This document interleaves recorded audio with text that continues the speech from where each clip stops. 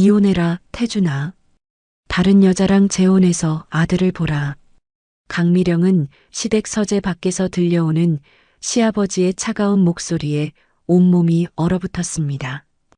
결혼 3년 내 쌍둥이 딸을 낳았지만 아들이 아니라는 이유로 무용지물 취급받던 그녀에게 마침내 선고가 내려진 순간이었죠. 네, 아버지. 알겠습니다. 남편 윤태준의 담담한 대답이 미령의 가슴을 꿰뚫었습니다. 세안그룹 장남의 아내에서 하루아침에 버림받은 여자가 된 미령. 하지만 그녀는 아직 몰랐습니다.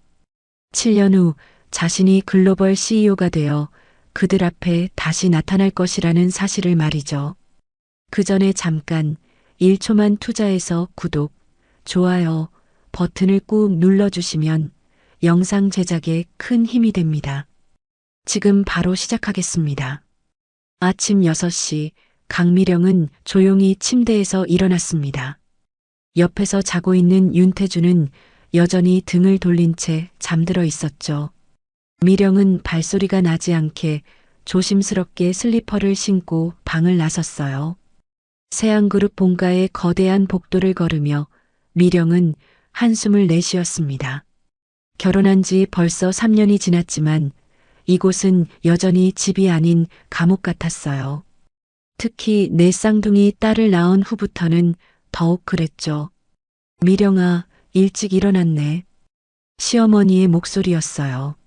미령은 고개를 숙이며 인사했습니다. 안녕하세요, 어머님. 아이들은 잘 자고 있지? 네, 아직 깊이 잠들어 있어요. 시어머니는 미령을 위아래로 훑어보더니 쓴웃음을 지었어요. 참, 딸만 넷이라니. 우리 집안대를 어떻게 이어간다는 거야. 미령의 가슴이 철렁 내려앉았지만 억지로 미소를 지으며 대답했습니다. 죄송해요, 어머님. 죄송하다고 될 일이야? 태준이도 답답해할 거고. 시어머니가 중얼거리며 지나가자 미령은 벽에서 등을 대고 숨을 깊게 들이마셨어요. 매일 아침이 이런 식이었죠. 주방으로 향하는 길에 미령은 거실벽에 걸린 세안그룹 역대 회장들의 사진을 바라봤습니다. 모두 남자들이었어요. 윤 회장의 할아버지부터 시작해서 아버지, 그리고 현재의 윤 회장까지. 사진 아래에는 세안 가문 3대, 아들로 이어온 자랑스러운 전통이라는 문구가 적혀 있었죠.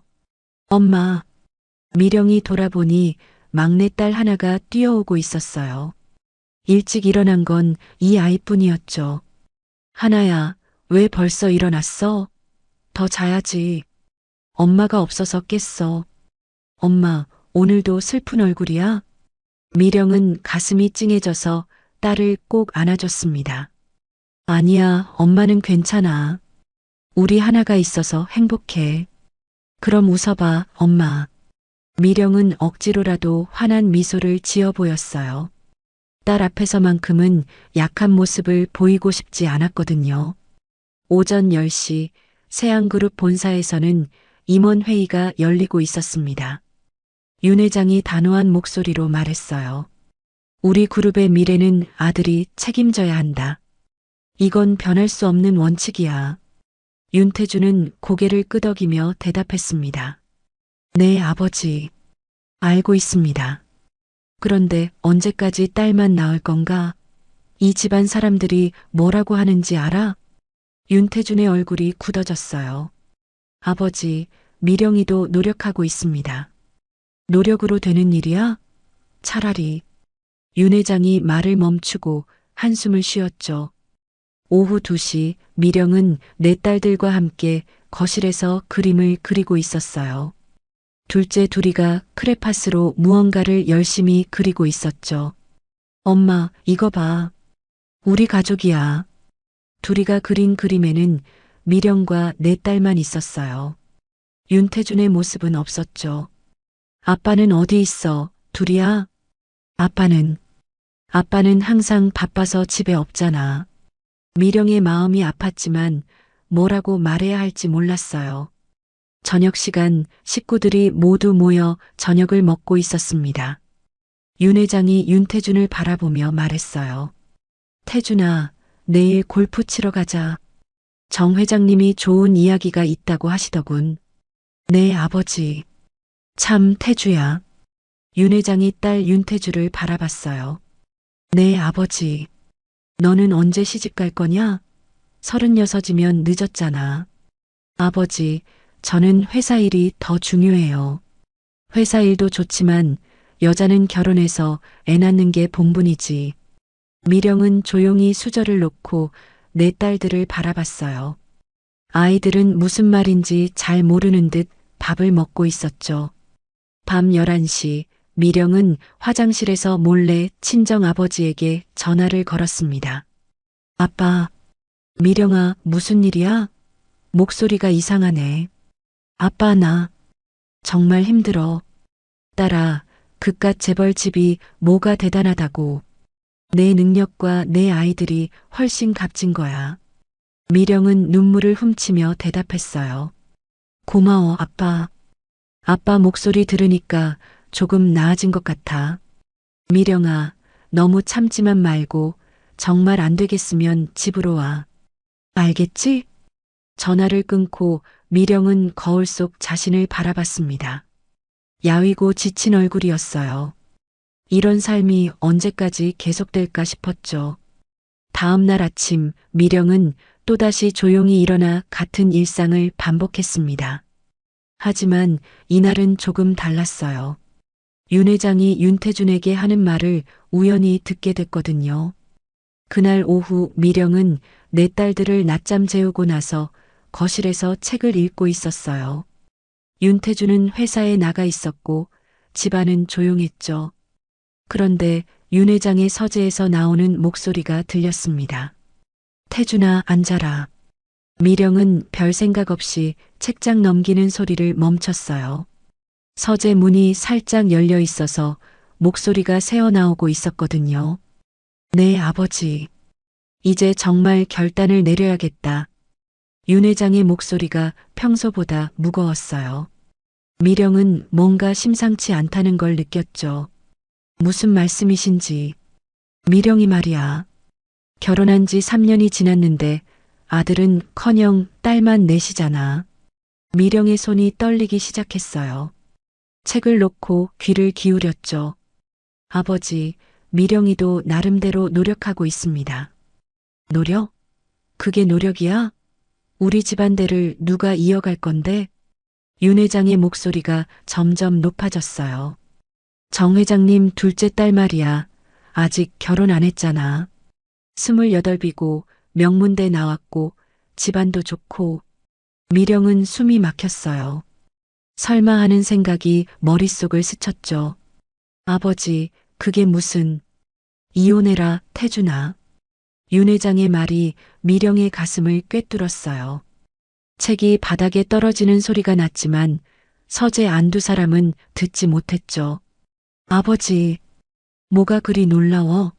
남자가 재혼하는 거 흔한 일이잖아.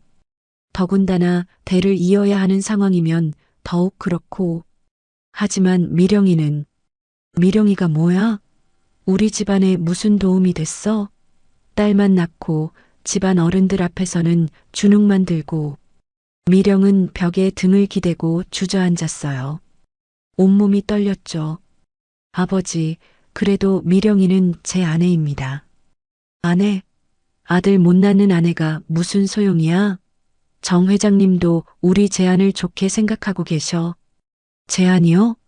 정미소 양과 태준이 너 정식으로 맞선 보라고 하셨어. 이미 다 얘기가 된 거야. 미령은 눈앞이 캄캄해졌어요. 이미 다른 여자와 맞선까지 얘기가 됐다는 거였죠. 아버지, 저는. 뭐, 아직도 미련이 있어? 태준아, 너는 세양그룹의 후계자야. 개인적인 감정보다는 가문을 생각해야 해. 윤태준은 한참 동안 말이 없었어요. 미령은 그 침묵이 더 무서웠죠. 알겠습니다, 아버지. 그 말을 들은 순간 미령의 세상이 무너져 내렸어요. 남편이 자신을 버린다는 걸 인정한 거였거든요. 그래, 그래야지. 내일 정 회장님께 연락해서 정식으로 진행하자. 네, 아버지. 그리고 미령이한테는 언제 얘기할 거냐? 조금 더 시간을 주세요. 시간? 뭔 시간이 필요해? 빨리 정리하는 게 서로한테 좋아.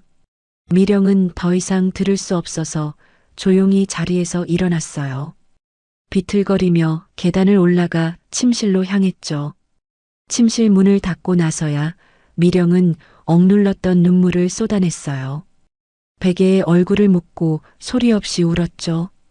3년 동안의 결혼 생활이 주마등처럼 지나갔어요. 왜 나한테 이럴까? 미령은 화장대 거울을 바라봤어요. 빨갛게 부은 눈에 야윈 얼굴. 예전에 당당했던 모습은 온데간데 없었죠. 저녁 7시 윤태준이 집에 돌아왔어요. 평소와 다름없는 표정으로 거실에 들어왔죠. 미령아, 어디 있어? 미령은 부엌에서 저녁 준비를 하고 있었어요. 손이 떨려서 국자를 제대로 잡을 수가 없었죠. 아, 여기 있었구나. 오늘 뭔가 조용하네. 윤태준이 미령의 어깨에 손을 올렸어요. 미령은 그 손길이 역겨웠지만 참았죠. 애들은 놀이방에서 놀고 있어요. 그래, 나도 가서 봐야겠다. 윤태준이 놀이방으로 향하자 미령은 다시 눈물이 났어요. 저 사람이 어떻게 그렇게 태어날 수 있는지 이해할 수 없었거든요. 밤 10시 내 딸들을 재우고 나서 미령은 윤태준과 마주 앉았어요. 태준 씨, 응? 오늘 아버님과 무슨 얘기하셨어요? 윤태준의 표정이 굳어졌어요. 별거 아니야. 회사 일이고. 정말요? 미령의 목소리가 떨렸어요. 윤태준은 미령을 똑바로 바라보지 못했죠. 미령아, 넌 왜 그래? 요즘 예민한 것 같은데. 예민하다고요? 제가 왜 예민한지 정말 모르겠어요? 뭔 소리야? 아들 못 낳았다고, 집안에 도움 안 된다고, 그래서 이혼하자는 얘기 들었어요. 윤태준의 얼굴이 창백해졌어요. 미령아, 그건 뭐예요? 사실이 아니라는 거예요? 윤태준은 한참 동안 말을 못했어요.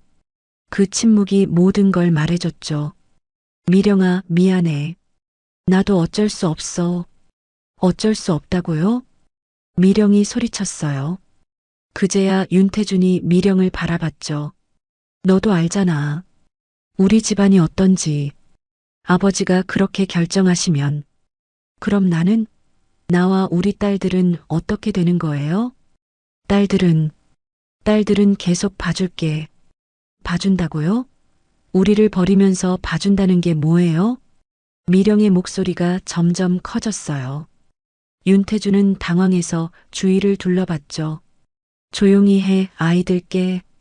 아이들이 문제예요? 지금 미령은 더 이상 참을 수 없었어요. 일어서서 윤태준을 바라봤죠. 알겠어요. 이혼해요. 대신 조건이 있어요. 조건? 아이들은 제가 데려갈 거예요. 그리고 위자료도 제대로 받을 거고요. 윤태준이 고개를 끄덕였어요. 미련 한 점 없는 표정이었죠. 그날 밤 미령은 내 딸들이 자는 모습을 바라보며 결심했어요. 이제부터는 엄마가 너희들을 지켜줄게. 다신 이런 일 없도록. 다음 날 아침 미령은 이혼 서류를 받아들고 집을 나섰습니다. 이혼 서류에 서명한 지 일주일 후 미령은 내 딸들과 함께 친정으로 돌아왔어요. 강미령의 아버지는 딸과 손녀들을 보자마자 눈물을 흘렸죠. 미령아, 고생 많았다. 아빠. 미령은 아버지 품에 안겨 그동안 참았던 눈물을 쏟아냈어요. 내 딸들도 할아버지를 보자 달려들었죠. 할아버지, 우리 공주들 많이 컸네. 할아버지가 얼마나 보고 싶었는지 몰라. 강미령의 아버지는 중소기업을 일궈낸 자수성가 인물이었어요. 비록 새한그룹만큼 크지는 않았지만 나름대로 탄탄한 기업을 운영하고 있었죠. 아빠, 정말 죄송해요. 이렇게 집만 되어서. 무슨 소리야? 넌 내 딸이고 이 아이들은 내 손녀들이야. 여기가 너희 집이야. 강미령의 아버지가 미령의 손을 잡으며 말했어요. 미령아, 나한테 좋은 생각이 있어. 미국에 가는 게 어떨까? 미국이요? 내가 예전부터 미국 쪽 사업을 준비하고 있었거든. 벤처 투자도 하고 있고, 너도 대학 때 경영학 전공했잖아. 미령은 깜짝 놀랐어요. 아버지가 미국 사업을 준비하고 있다는 얘기는 처음 듣는 거였거든요. 아빠가 왜 그런 걸 준비하셨어요? 언젠가는 사업을 더 크게 키워야겠다고 생각했지. 그런데 지금이 딱 좋은 타이밍인 것 같아. 그날 밤 미령은 내 딸들과 함께 이야기했어요. 엄마가 너희들한테 중요한 얘기가 있어. 뭐야, 엄마? 첫째 하늘이가 물었어요. 우리 미국에 가서 새로운 시작을 해보는 게 어떨까? 미국? 정말? 둘째 둘이가 눈을 반짝였어요. 영어 할 줄 아는데. 셋째 셋이도 신이 났어요. 엄마, 거기서 우리 계속 살 거야? 막내 하나가 걱정스럽게 물었어요. 그럼 엄마랑 너희들이랑 함께 새로운 삶을 시작하는 거야. 한 달 후, 미령은 내 딸들과 함께 미국행 비행기에 올랐어요. 강미령의 아버지가 실리콘밸리에 작은 사무실을 마련해줬죠. 아빠, 정말 고마워요. 뭘 내 딸 도와주는 게 당연하지. 그런데 미령아, 정말 자신 있어? 네, 해보겠어요. 이제는 정말 제가 해야 할 때인 것 같아요. 미국에 도착한 첫날, 미령은 내 딸들을 국제학교에 등록시켰어요. 아이들은 처음엔 낯설어 했지만 곧 적응했죠. 엄마, 우리 학교 선생님이 우리가 똑똑하다고 했어. 하늘이가 신나서 말했어요. 정말? 우리 하늘이가 최고야. 미령은 아이들이 한국에서보다 훨씬 밝아진 걸 느꼈어요. 아무도 아들이 아니라서 아쉽다는 말을 하지 않았거든요. 미령은 아버지가 투자한 작은 스타트업에서 일을 시작했어요. 인공지능을 활용한 교육 플랫폼을 개발하는 회사였죠. 미스터 강, 당신 딸이 정말 뛰어나군요. 미국인 동업자 존슨이 미령의 아버지에게 말했어요. 미령은 어릴 때부터 남다른 애였어요. 미령은 회사에서 마케팅과 사업 개발을 담당했어요. 한국에서 대기업 며느리로 지내며 쌓았던 스트레스가 일로 승화되는 것 같았죠. 미스 강, 이 아이디어 정말 훌륭해요. 감사해요. 더 발전시켜 보겠습니다. 1년이 지나자 회사는 눈에 띄게 성장하기 시작했어요. 미령의 아이디어로 개발한 교육 앱이 큰 인기를 끌었거든요. 엄마, 우리 학교에서 엄마가 만든 앱 쓰고 있어. 둘이가 자랑스럽게 말했어요. 정말? 어때? 재미있어? 엄마가 만든 거니까 당연히 재미있지. 내 딸들도 각자의 재능을 발휘하기 시작했어요. 하늘이는 수학에서, 둘이는 예술에서, 셋이는 과학에서, 하나는 언어에서 뛰어난 실력을 보였죠. 미령, 아이들이 정말 특별한 것 같아. 담임 선생님이 미령에게 말했어요. 네 아이 모두 각각 다른 분야에서 천재적인 재능을 보여요. 미령은 가슴이 뿌듯했어요. 한국에서는 아들이 아니라서라는 말만 들었는데 여기서는 딸들의 재능을 인정받고 있었거든요. 3년이 지나자 미령이 운영하는 회사는 실리콘밸리에서 주목받는 스타트업이 되었어요. 투자자들이 줄을 섰죠. 미스 강, 우리가 투자하고 싶습니다. 얼마나 투자하실 건가요? 500만 달러요. 미령은 깜짝 놀랐어요. 한국 돈으로 60억 원이 넘는 금액이었거든요. 5년 차가 되자 미령의 회사는 나스닥에 상장을 준비하고 있었어요. 회사 가치는 10억 달러를 넘어섰죠. 엄마, 신문에 엄마 나왔어. 세시가 신문을 들고 뛰어왔어요. 정말? 미령이 신문을 보니 자신의 사진과 함께 한국계 여성 CEO, 실리콘밸리를 휩쓸다라는 제목이 적혀 있었어요. 7년이 지난 어느 날 미령은 한국 언론의 전화를 받았어요. 강미령 대표님, 한국 언론입니다. 인터뷰 요청드리고 싶은데요. 한국 언론이요? 네, 세안그룹 전 며느리에서 글로벌 CEO가 된 성공담을 다루고 싶습니다. 미령은 잠시 망설였어요. 한국은 이제 그녀에게 과거였거든요. 죄송하지만 인터뷰는 어려울 것 같습니다. 하지만 한국 언론들은 포기하지 않았어요. 재벌가에서 버림받은 며느리, 글로벌 CEO로 귀환이라는 헤드라인이 연일 쏟아졌죠. 그 무렵 네 딸들은 각각 명문 대학교에 조기 입학 허가를 받았어요. 엄마, 우리 모두 MIT에서 연락 왔어. 하버드에서도, 스탠포드도. 딸들이 너도 나도 기쁜 소식을 전했어요. 우리 딸들 정말 자랑스러워. 미령은 내 딸을 꼭 안아줬어요. 한국에서 아들이 아니라서 아쉽다던 그때와는 완전히 다른 세상이었죠. 그날 밤 미령은 내 딸들과 함께 앉아서 말했어요. 너희들 덕분에 엄마가 여기까지 올 수 있었어. 엄마가 대단한 거야. 우리는 엄마가 최고라고 생각해.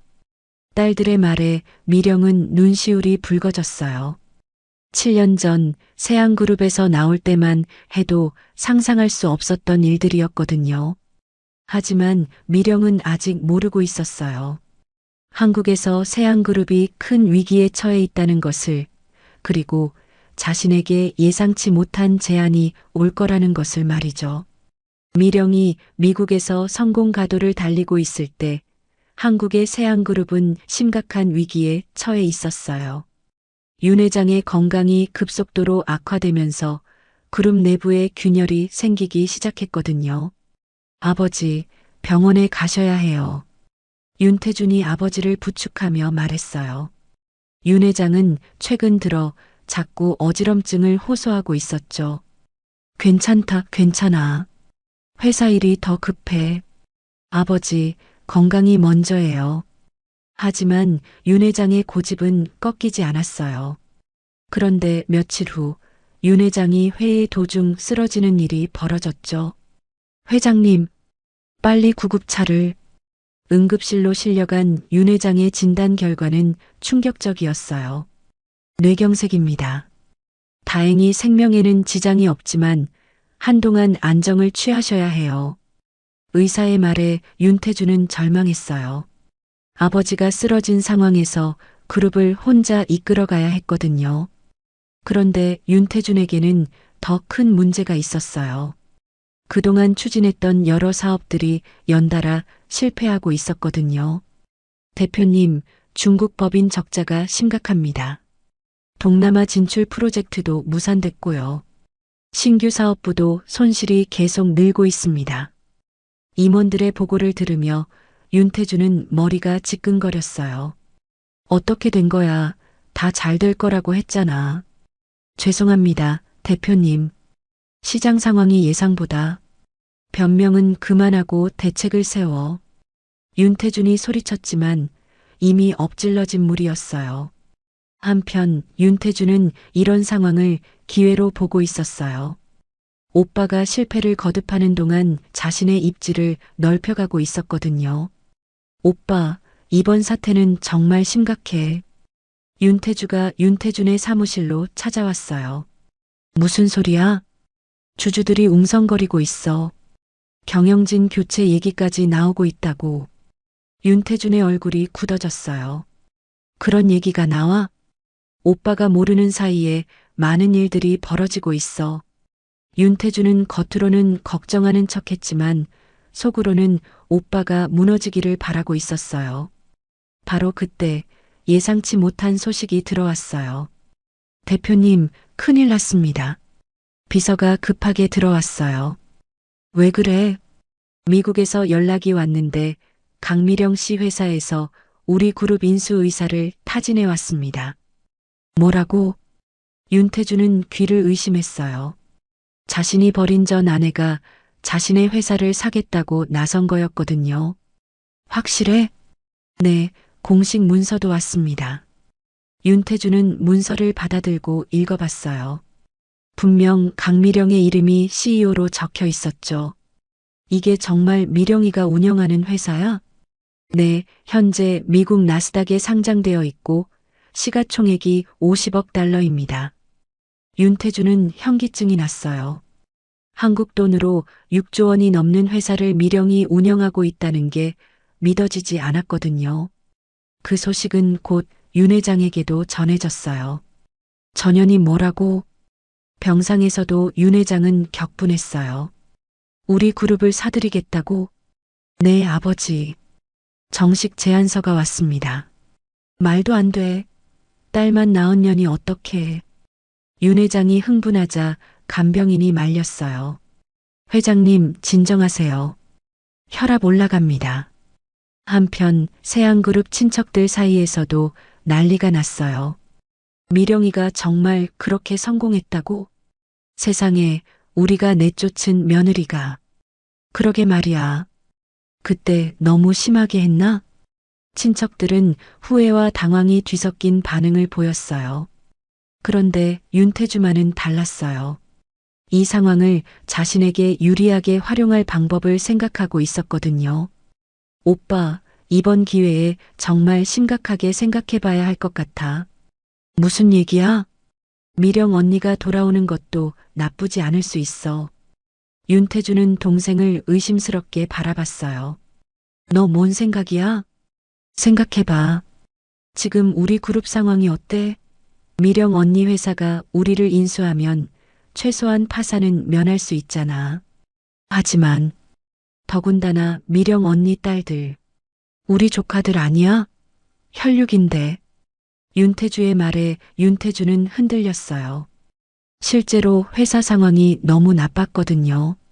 며칠 후 윤태주는 미령에게 직접 전화를 걸었어요. 미령아, 나야, 태준이. 미령은 잠시 말이 없었어요. 7년 만에 듣는 전 남편의 목소리였거든요. 무슨 일이세요? 미령아, 우리 만나서 얘기할 수 있을까? 만날 필요 없을 것 같은데요. 사업적인 얘기라면 담당자를 통해서 하세요. 미령아, 제발. 한 번만. 미령은 한숨을 쉬었어요. 무슨 얘기를 하고 싶으신데요? 우리 다시 생각해 볼 수는 없을까? 아이들도 있고. 그 말을 들은 순간 미령은 차가운 웃음을 지었어요. 늦었어요, 태준 씨. 미령아, 저와 제 딸들은 이미 새로운 삶을 살고 있어요. 과거로 돌아갈 생각 없습니다.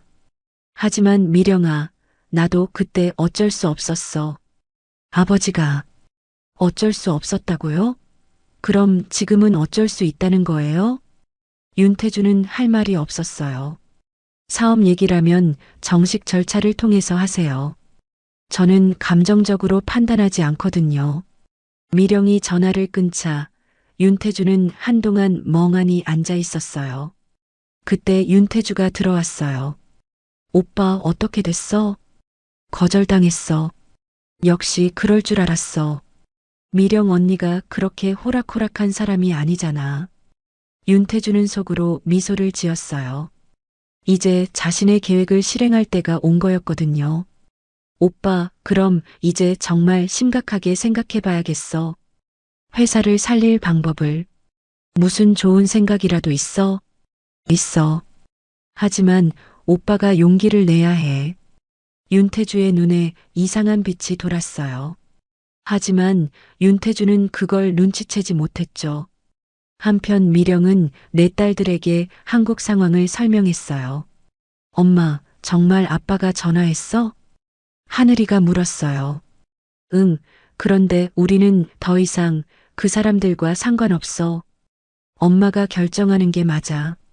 둘이가 엄마 편을 들었어요. 그런데 엄마, 정말 그 회사 사실 거야? 셋이가 궁금해했어요. 사업적으로 가치가 있다면 고려해 볼 수 있겠지. 하지만 감정은 배제하고 엄마 최고야. 막내 하나가 엄마를 안아줬어요. 미령은 딸들을 바라보며 다짐했어요. 이제 정말 마지막 결판을 낼 때가 온 것 같았거든요. 미령의 회사와 세안그룹 간의 인수 협상이 본격적으로 시작됐어요. 미령은 최고의 변호사들과 회계사들을 대동하고 한국에 돌아왔죠. 엄마, 정말 한국에 가야 해? 하늘이가 걱정스럽게 물었어요. 응, 중요한 일이야. 너희들은 학교가 있으니까 여기 있어. 엄마 혼자 가는 거야? 둘이도 불안해했어요. 괜찮아. 금방 돌아올게. 미령은 네 딸들을 안심시키고 한국행 비행기에 올랐어요. 인천공항에 도착하자마자 기자들이 몰려들었어요. 강미령 대표님, 세안그룹 인수 관련해서 한 말씀. 전 남편과 재결합 계획이 있으신가요? 딸들은 언제 한국에 오나요? 미령은 침묵을 지키며 공항을 빠져나왔어요. 하지만 연일 언론의 관심은 계속됐죠. 재벌가에서 버림받은 며느리, 복수를 위해 돌아오다. 글로벌 CEO 강미령, 세안그룹 경영권 인수 추진. 천재 사자매의 어머니, 한국 재벌가의 도전장. 협상 첫날, 미령은 세안그룹 본사에 당당하게 들어섰어요. 7년 전 쫓겨나듯 떠났던 그 건물이었죠. 미령 씨, 오랜만이네요. 윤태준이 어색하게 인사했어요. 오랜만입니다. 미령의 목소리는 차가웠어요. 더 이상 예전의 순종적인 며느리가 아니었거든요. 아버지께서 못 오셔서 죄송합니다. 건강히. 알고 있어요. 빨리 본론으로 들어가죠. 미령은 감정적인 대화를 차단했어요. 협상은 치열했어요. 미령 측에서는 세안그룹의 모든 부채와 경영 현황을 철저히 분석했죠. 현재 세안그룹의 부채 비율이 300%를 넘어서고 있습니다. 미령의 회계사가 보고했어요. 그리고 주요 사업부 대부분이 적자 상태고요. 이런 상황에서 인수가 가능할까요? 미령이 윤태준을 바라보며 말했어요. 미령아. 아니, 강 대표님. 우리도 최선을 다했다면 이런 상황이 되지 않았겠죠. 미령의 말에 윤태준은 할 말이 없었어요. 그런데 협상이 진행되던 중 충격적인 사건이 벌어졌어요. 세안그룹 내부 정보가 언론에 유출되기 시작한 거였어요. 세안그룹 숨겨진 비자금 계좌 발견. 윤태준 대표 회계 조작 의혹. 세안그룹 계열사 부당 거래 의혹. 연일 터져나오는 스캔들에 세안그룹 주가는 폭락했어요. 그리고 그 여파는 미령의 회사에도 미쳤죠. 미스 강, 큰일입니다. 미령의 비서가 급하게 보고했어요. 우리 회사 주가가 급락하고 있어요. 얼마나? 하루 만에 20% 떨어졌습니다. 미령은 당황했어요.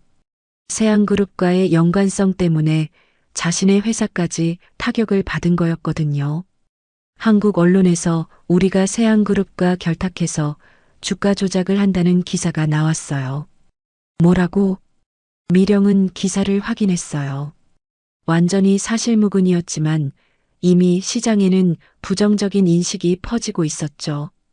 더 심각한 건 미국에 있는 내 딸들에게까지 영향이 미친 거였어요. 엄마. 하늘이가 울면서 전화를 걸어왔어요. 왜 그래, 하늘아? 학교에서 애들이 우리를 이상하게 봐. 엄마가 나쁜 사람이라고 하는 애들도 있어. 미령의 가슴이 무너져 내렸어요. 엄마, 우리 정말 괜찮은 거 맞아? 둘이도 불안해하며 물었어요. 괜찮아. 다 거짓말이야. 엄마가 해결할게. 미령은 딸들을 안심시켰지만 속으로는 분노가 치밀어 올랐어요. 다음 날 미령은 긴급 기자회견을 열었어요. 저희 회사는 어떤 불법적인 행위도 하지 않았습니다. 세안그룹과의 협상도 정당한 절차를 통해 진행되고 있고요. 하지만 언론의 의혹은 쉽게 가라앉지 않았어요. 강 대표님, 그럼 왜 내부 정보가 유출된 건가요? 혹시 복수 목적이 아닌가요? 딸들을 이용해서 동정 여론을 만드는 거 아닌가요? 기자들의 질문은 점점 악의적이 되어 갔어요. 그날 밤 미령은 호텔방에서 혼자 울었어요. 내 딸들이 고통받는 모습을 보니 정말 견딜 수 없었거든요. 내가 이 아이들에게 너무 큰 짐을 지운 걸까? 미령은 무릎을 꿇고 독백했어요. 차라리 조용히 미국에서 살았으면 됐는데. 바로 그때 하나에게서 영상 통화가 왔어요. 엄마, 하나야. 엄마 울었어? 눈이 빨개. 미령은 눈물을 닦으며 대답했어요. 아니야, 엄마 괜찮아. 엄마, 거짓말 하지 마. 우리가 다 알아. 하늘이가 화면에 나타났어요. 엄마가 우리 때문에 힘들어하는 거 맞지? 둘이와 셋이도 함께 나타났어요. 엄마, 우리는 괜찮아. 그런 애들 말 신경 쓰지 않아. 우리에게는 엄마가 최고의 엄마야. 내 딸들의 말에 미령은 다시 눈물이 났어요. 미안해, 엄마가 너희들을 이런 상황에. 엄마, 그런 말 하지 마. 막내 하나가 화면에 가까이 다가와서 말했어요. 엄마, 우리 끝까지 같이 할 거야. 엄마는 우리의 영웅이야.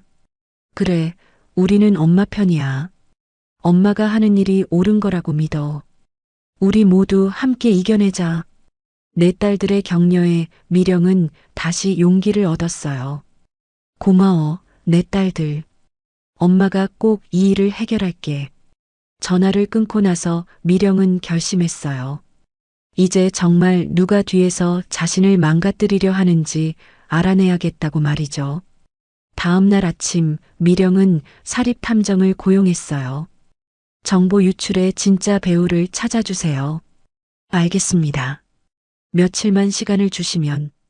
미령은 이제 더 이상 당하고만 있지 않기로 했어요. 자신과 딸들을 지키기 위해서라도 진실을 밝혀내야 했거든요. 하지만 미령은 아직 몰랐어요. 진짜 적이 생각보다 훨씬 가까운 곳에 있다는 것을 말이죠. 사흘 후 사립탐정이 미령에게 충격적인 보고서를 가져왔어요. 강 대표님, 정말 놀라운 사실을 발견했습니다. 뭔가요? 미령은 긴장하며 탐정을 바라봤어요. 정보 유출의 배우는 윤태주 씨입니다. 윤태주요? 미령은 깜짝 놀랐어요. 윤태주는 윤태준의 여동생이었거든요.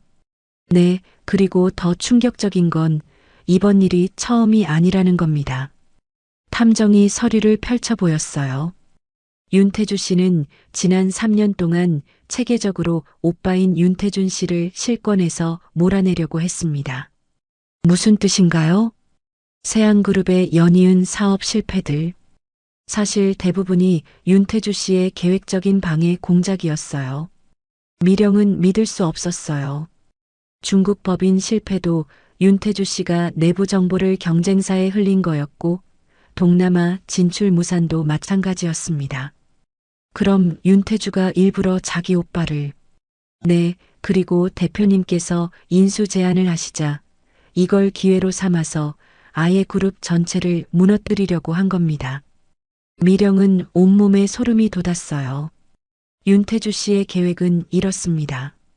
대표님의 회사까지 스캔들에 휘말리게 해서 인수를 무산시키고 그 사이에 자신이 그룹을 장악하는 거였어요. 증거가 있나요? 물론입니다. 여기 통화 녹음과 이메일 내역이 있어요. 탐정이 USB를 건네줬어요. 미령은 그걸 받아들고 바로 확인해 봤죠. 녹음 파일에서는 윤태주의 목소리가 들렸어요. 이번 기회에 오빠를 완전히 제거해야 해. 미령이까지 끌어들여서 둘 다 망가뜨리는 거야. 하지만 위험하지 않을까요? 위험? 오히려 완벽한 기회야. 오빠는 무능하다는 걸 증명하고 미령이는 복수심에 눈이 멀어서 무리했다고 하면 돼. 미령은 손이 떨렸어요. 윤태주가 이렇게까지 계산적이었다는 게 믿어지지 않았거든요. 다른 녹음에서는 더 구체적인 계획이 나왔어요. 언론에 흘릴 자료는 준비됐어? 네, 세안그룹 비자금 계좌 정보와 회계 조작 의혹 자료입니다. 좋아. 그리고 미령이 회사 주가 조작설도 함께 터뜨려. 하지만 그건 사실이 아닌데. 사실이 중요한 게 아니야. 의혹만 생기면 돼. 미령은 분노가 치밀어 올랐어요. 자신과 딸들이 고통받은 이유가 윤태주의 권력욕 때문이었다는 걸 알게 됐거든요. 이메일 내역도 충격적이었어요. 윤태주는 여러 언론사 기자들과 내통하고 있었죠. 기사 잘 봤습니다. 다음 주에는 더 큰 특종을 드릴게요. 미령이 딸들 학교 생활도 어려워지게 만들어주세요. 그래야 포기하고 미국으로 돌아갈 거예요. 미령은 주먹을 꽉 쥐었어요. 윤태주가 자신의 딸들까지 표적으로 삼았다는 게 용서가 안 됐거든요. 바로 그때 윤태준에게서 전화가 왔어요. 미령아, 급한 일이 생겼어. 만날 수 있을까? 무슨 일인데요? 전화로는 얘기하기 어려워. 제발 한 번만 만나자. 미령은 잠시 고민했지만 윤태준을 만나기로 했어요. 진실을 확인할 필요가 있었거든요. 1시간 후, 미령은 윤태준과 조용한 카페에서 만났어요. 미령아, 정말 고마워. 이런 상황에서도 만나줘서. 윤태준의 얼굴은 초췌해 보였어요. 무슨 얘기를 하고 싶으신 거예요? 미령아, 나 정말 큰 실수를 했어. 윤태준이 고개를 숙였어요. 지금 와서 그런 말하면 뭐해요? 아니야, 그게 아니라. 태주가 이상해. 미령은 귀를 기울였어요. 무슨 뜻이에요? 요즘 태주가 자꾸 이상한 제안을 해. 회사 경영권을 나한테서 뺏으려고 하는 것 같아. 구체적으로 어떤 제안이요? 아버지가 쓰러져 계시니까 내가 물러나고 자기가 대신 경영하겠다는 거야. 미령은 윤태주의 계획이 현실화되고 있다는 걸 깨달았어요. 그리고 미령아, 내 회사 관련 스캔들도 나는 전혀 모르는 일이야. 정말이요? 정말이야. 나도 어디서 그런 정보가 나온 건지 모르겠어. 미령은 윤태준이 진심으로 모르고 있다는 걸 느꼈어요. 태준 씨, 제가 확실한 증거를 찾았어요. 증거? 미령이 USB를 꺼내 보였어요. 윤태주 씨가 모든 일의 배우예요. 뭐라고? 윤태주는 믿을 수 없다는 표정이었어요. 미령은 녹음 파일 일부를 들려줬어요. 윤태준의 얼굴이 점점 굳어졌죠. 이게 정말 태주 목소리야? 네, 그리고 더 많은 증거가 있어요. 윤태주는 충격에 빠져 한동안 말을 못했어요. 내가 이렇게 당한 거였어? 윤태주 씨는 처음부터 세안그룹을 차지할 계획이었어요. 당신을 이용해서 말이죠. 윤태주는 머리를 감싸 쥐었어요. 미령아, 나 정말 바보였구나. 동생을 믿었는데. 지금이라도 알았으니 다행이에요. 미령은 윤태준을 동정하면서도 한편으로는 안도감을 느꼈어요. 적어도 윤태준은 무고했다는 걸 확인했거든요. 미령아, 이제 어떻게 해야 할까? 저는 이미 계획이 있어요. 미령의 눈에 결의가 보였어요. 윤태주 씨가 게임을 시작했으니 저도 끝까지 가볼 거예요. 무슨 뜻이야? 이제 나와 내 딸들이 직접 끝을 낼 거예요. 미령은 자리에서 일어섰어요. 태준 씨, 마지막으로 한 가지만 물어볼게요. 뭐든지 물어봐. 정말로 우리 딸들을 사랑했었나요? 윤태주는 잠시 망설이다가 대답했어요. 사랑했어. 지금도 사랑해. 그때 내가 너무 어리석었어. 미령은 고개를 끄덕였어요. 알겠어요. 그럼 이제부터는 딸들의 아빠로서만 기억해 주세요. 그날 밤 미령은 내 딸들에게 영상통화를 걸었어요. 엄마, 어떻게 됐어? 하늘이가 걱정스럽게 물었어요. 다 해결됐어. 이제 정말 마지막 싸움만 남았어. 엄마 혼자 할 수 있어? 둘이가 물었어요. 아니야, 너희들과 함께 할 거야. 우리도? 세시가 놀라며 물었어요. 응, 이번엔 우리 가족이 모두 함께 당당하게 맞서 볼 거야. 막내 하나가 주먹을 불끈 쥐며 말했어요. 엄마, 우리 준비됐어. 나쁜 사람들 혼내주자. 미령은 딸들을 보며 미소를 지었어요. 이제 진짜 마지막 승부를 벌일 때가 왔거든요. 미령은 결정적인 증거를 확보한 후 곧바로 행동에 나섰어요. 먼저 내 딸들을 한국으로 불러들였죠. 엄마, 인천공항에 도착한 내 딸들이 미령에게 달려들었어요. 7년 만에 딸들과 함께 한국 땅을 밟는 순간이었죠. 우와, 여기가 한국이야? 막내 하나가 신기해하며 주위를 둘러봤어요. 엄마가 태어난 곳이구나. 셋이도 감회에 젖어 있었어요. 엄마, 이제 정말 시작하는 거야? 하늘이가 진지하게 물었어요. 응, 우리 모두 함께. 미령은 딸들의 손을 꽉 잡았어요. 공항에는 또다시 기자들이 몰려들었지만 이번에는 분위기가 달랐어요. 강미령 대표님, 내 딸과 함께 돌아오신 이유가 뭔가요? 아이들도 한국 생활에 적응할 수 있을까요? 세안그룹 인수는 계속 진행하실 건가요? 미령은 이번에는 당당하게 대답했어요. 네, 저희 가족은 정당한 권리를 찾기 위해 왔습니다. 그리고 진실을 밝히기 위해서도요. 기자들이 웅성거렸어요. 미령의 당당한 모습이 예전과는 완전히 달랐거든요. 이틀 후 세안그룹 임시주주총회가 열렸어요. 윤 회장의 건강 악화로 경영권 승계 문제를 논의하기 위한 자리였죠. 자, 그럼 시작하겠습니다. 사회자가 회의를 시작했어요. 윤태주가 단상에 올라서서 말했어요. 존경하는 주주 여러분, 저는 윤태주입니다. 현재 세안그룹은 심각한 위기에 처해 있습니다. 이는 현 경영진의 무능한 경영 때문입니다. 윤태주는 윤태준을 겨냥한 발언을 이어갔어요. 따라서 저는 새로운 경영진으로서 그룹을 이끌어갈 의사가 있습니다. 그때 회의장 뒤쪽 문이 열렸어요. 미령과 내 딸들이 당당하게 들어선 거였죠. 잠깐만요. 미령의 목소리가 회의장에 울려 퍼졌어요. 강미령입니다. 저도 이 자리에서 중요한 말씀을 드리고 싶습니다. 회의장이 술렁거렸어요. 아무도 미령이 나타날 거라고 예상하지 못했거든요. 당신이 여기서 뭘 하는 거야? 윤태주가 당황하며 물었어요. 진실을 말하러 왔어요. 미령이 단상으로 걸어갔어요. 내 딸들도 당당하게 엄마 뒤를 따랐죠. 존경하는 주주 여러분, 저는 강미령입니다.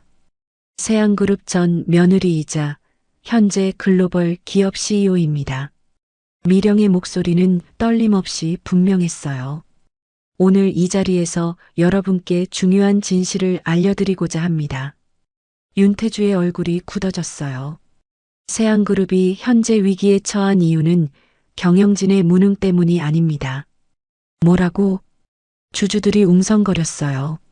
누군가가 의도적으로 그룹을 파괴하려고 했기 때문입니다. 미령이 USB를 꺼내 보였어요. 여기에 모든 증거가 들어 있습니다. 대형 스크린에 윤태주의 통화 녹음이 재생되기 시작했어요. 이번 기회에 오빠를 완전히 제거해야 해. 회의장이 충격에 빠졌어요. 윤태주의 목소리가 선명하게 들렸거든요. 거짓말이야. 조작된 거야. 윤태주가 소리쳤지만 증거는 계속 재생됐어요. 중국 법인 실패도 윤태주 씨가 내부 정보를 경쟁사에 넘긴 것이고 동남아 사업 무산도 윤태주 씨의 방해 공작이었습니다. 미령의 설명에 주주들은 경악했어요. 그리고 제 회사에 대한 스캔들도 윤태주 씨가 언론에 거짓 정보를 흘린 겁니다. 이메일 내역까지 공개되자 윤태주는 완전히 궁지에 몰렸어요. 이건 음모야. 음모라고요? 미령이 윤태주를 바라보며 말했어요. 그럼 이것도 음모인가요? 스크린에 더 충격적인 내용이 나왔어요. 미령이 딸들 학교 생활도 어려워지게 만들어주세요. 회의장의 분위기가 완전히 바뀌었어요. 윤태주가 아이들까지 표적으로 삼았다는 걸 알게 됐거든요. 윤태주 씨, 이제 무슨 말씀을 하시겠어요? 미령이 차갑게 물었어요. 윤태주는 더 이상 변명할 수 없었어요. 나는 그룹을 위해서 한 일이야. 그룹을 위해서요? 자신의 조카들까지 괴롭히면서요? 미령의 목소리가 높아졌어요. 바로 그때 윤 회장이 휠체어를 타고 나타났어요. 아버지, 윤태준이 깜짝 놀라며 달려갔어요. 회장님, 몸이 불편하신데. 주주들도 놀랐어요. 윤 회장은 떨리는 목소리로 말했어요. 내가 직접 들어야겠어서 왔다. 아버지. 윤태주가 창백한 얼굴로 아버지를 바라봤어요. 태주야, 정말 내가 한 일이냐? 아버지, 저는. 대답해. 윤 회장의 호통에 윤태주는 고개를 숙였어요. 미령아. 윤 회장이 미령을 불렀어요. 네, 회장님. 내가 너무 큰 실수를 했구나. 윤 회장의 눈에 눈물이 맺혔어요. 딸들을, 손녀들을 몰라봤어. 윤 회장이 내 딸들을 바라봤어요. 할아버지. 하늘이가 조심스럽게 다가갔어요. 우리 손녀들이 이렇게 훌륭하게 자랐구나. 윤 회장이 손녀들을 바라보며 말했어요. 미령아, 나를 용서해다오. 회장님, 내가 아들만 고집하느라 정말 소중한 것들을 놓쳤구나. 회의장의 모든 사람들이 숙연해졌어요. 자, 이제 결정하겠습니다. 미령이 다시 마이크를 잡았어요. 저는 세안그룹 경영권을 인수하겠습니다. 하지만 이는 복수를 위해서가 아닙니다. 제 딸들과 모든 여성들에게 증명하고 싶어서입니다. 미령이 내 딸들을 바라보며 말했어요. 성별이 아니라 능력으로 평가받는 세상을 만들고 싶습니다. 찬성합니다. 주주들이 하나둘 손을 들기 시작했어요. 결국 압도적인 찬성으로 미령의 세안그룹 경영권 인수가 결정됐어요. 윤태주는 모든 직책에서 해임됐고 검찰 수사를 받게 됐죠. 회의가 끝난 후 윤태준이 미령에게 다가왔어요. 미령아, 정말 고마워. 뭐려? 태주 때문에 내가 고생한 걸 이제야 알겠어. 윤태준이 내 딸들을 바라보며 말했어요. 애들아, 아빠가 정말 미안해. 아빠. 하늘이가 윤태준을 바라봤어요. 우리는 괜찮아요. 엄마가 있으니까. 미령은 딸들이 자랑스러웠어요. 이렇게 당당하게 자란 딸들을 보니 모든 고생이 보상받는 것 같았거든요. 이제 정말 새로운 시작이야. 미령이 딸들의 손을 잡으며 말했어요. 제8장 결말 변화된 세계. 경영권 인수 후 석 달이 지난 어느 날 세안그룹 본사 로비가 완전히 새롭게 단장됐어요. 벽에는 미령 앤드 내 딸이 함께 찍은 대형 화보가 걸려 있었죠. 와, 엄마랑 우리 사진이 여기 있어. 막내 하나가 신나서 소리쳤어요. 정말 멋있다. 둘이도 감탄했어요. 화보 아래에는 새로운 문구가 적혀 있었어요. 세안그룹, 성별이 아닌 능력으로 미래를 열어갑니다. 엄마, 이제 정말 우리가 이 회사 주인이야? 세시가 믿기지 않는다는 표정으로 물었어요. 응, 우리 모두가 함께 만들어가는 거야. 미령은 딸들을 바라보며 뿌듯한 미소를 지었어요. 회장실에서 미령은 첫 번째 전체 임원 회의를 주재하고 있었어요. 앞으로 세안그룹은 완전히 새로운 방향으로 나아갈 겁니다. 미령의 목소리는 자신감으로 가득했어요. 성과주의와 능력주의를 바탕으로 성별에 관계없이 누구나 기회를 얻을 수 있는 회사로 만들겠습니다. 임원들이 고개를 끄덕였어요. 이미 미령의 능력을 충분히 목격했거든요. 그리고 우리 딸들도 회사 경영에 참여하게 될 겁니다. 딸들이요? 한 임원이 놀라며 물었어요. 네, 하늘이는 수학적 분석을, 둘이는 창조적 기획을, 셋이는 기술 개발을, 하나는 글로벌 커뮤니케이션을 담당하게 될 거예요. 하지만 아직 어린데 나이는 숫자일 뿐입니다. 능력이 있으면 기회를 주는 거죠. 미령의 말에 임원들은 감탄했어요. 한 달 후, 네 딸들은 각자의 분야에서 놀라운 성과를 보여주기 시작했어요. 하늘이는 회사의 재무 분석 시스템을 혁신적으로 개선했고, 둘이는 새로운 브랜드 이미지를 창조했어요. 셋이는 인공지능 기술을 도입한 생산성 향상 프로그램을 개발했고, 하나는 글로벌 시장 진출을 위한 다국어 소통 시스템을 구축했죠. 세상에 이 아이들이 정말 천재가 많네요. 부사장이 미령에게 보고했어요. 아이들 덕분에 회사 효율성이 30%나 향상됐습니다. 그럼 이제 정말 확신을 가지고 말할 수 있겠네요. 미령이 웃으며 대답했어요. 성별은 능력과 아무 상관이 없다는 걸 말이에요. 6개월 후 세안그룹은 완전히 다른 회사가 되어 있었어요. 여성 임원 비율이 50%까지 올라갔고 젊은 인재들이 대거 영입됐죠. 엄마, 오늘 신문 봤어? 하늘이가 신문을 들고 달려왔어요. 뭐라고 나와 있는데?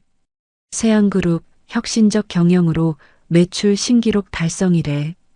미령은 신문을 받아 읽어봤어요. 정말로 전년 대비 매출이 50%나 증가했다고 나와 있었죠. 우리가 해낸 거야. 둘이가 기뻐하며 소리쳤어요. 그날 저녁 미령은 네 딸들과 함께 옥상 정원에서 서울 야경을 바라보며 이야기를 나눴어요. 엄마, 정말 힘들지 않았어? 세시가 걱정스럽게 물었어요. 힘들었지. 하지만 너희들이 있어서 견딜 수 있었어. 엄마는 우리 영웅이야. 하나가 엄마를 꼭 안아줬어요. 아니야, 우리 모두가 영웅이야. 서로 도와가면서 여기까지 온 거니까. 미령이 딸들을 바라보며 말했어요. 그런데 엄마, 이제 정말 끝난 거야? 하늘이가 물었어요. 끝이 아니라 시작이야. 미령의 눈에 희망이 빛났어요. 이제부터는 누구도 너희의 미래를 함부로 결정할 수 없어. 1년 후 세안그룹의 성공 사례는 전 세계적으로 화제가 됐어요. 여성 CEO와 네 딸이 함께 이끄는 혁신적인 경영 방식이 많은 기업들의 벤치마킹 대상이 된 거였죠. 강미령 대표님, 해외 언론에서 인터뷰 요청이 쇄도하고 있습니다. 비서가 보고했어요. 특히 포브스에서 올해의 여성 경영인으로 선정하고 싶다고 하네요. 그래요? 영광이네요. 미령은 겸손하게 대답했어요. 한국 사회도 점점 변화하기 시작했어요.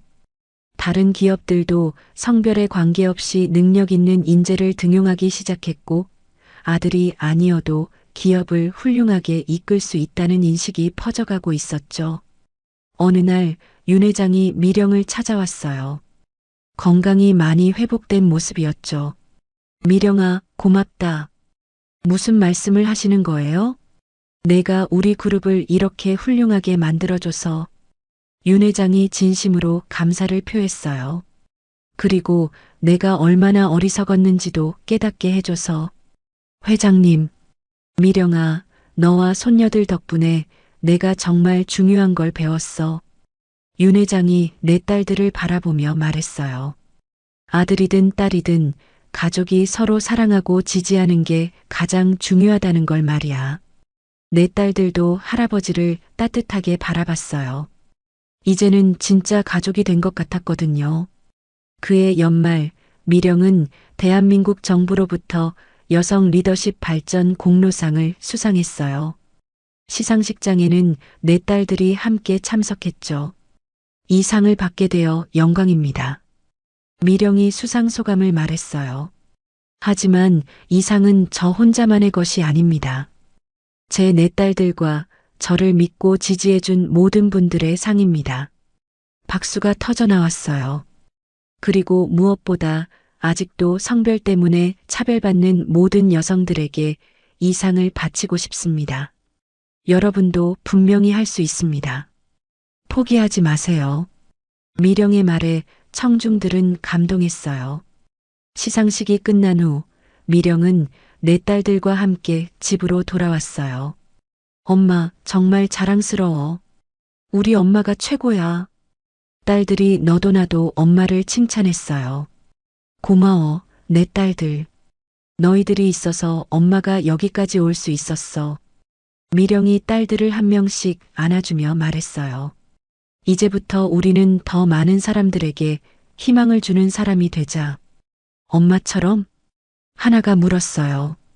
아니야, 너희들만의 방식으로. 미령은 딸들을 바라보며 확신했어요. 너희들은 엄마보다 훨씬 훌륭한 사람들이 될 거야.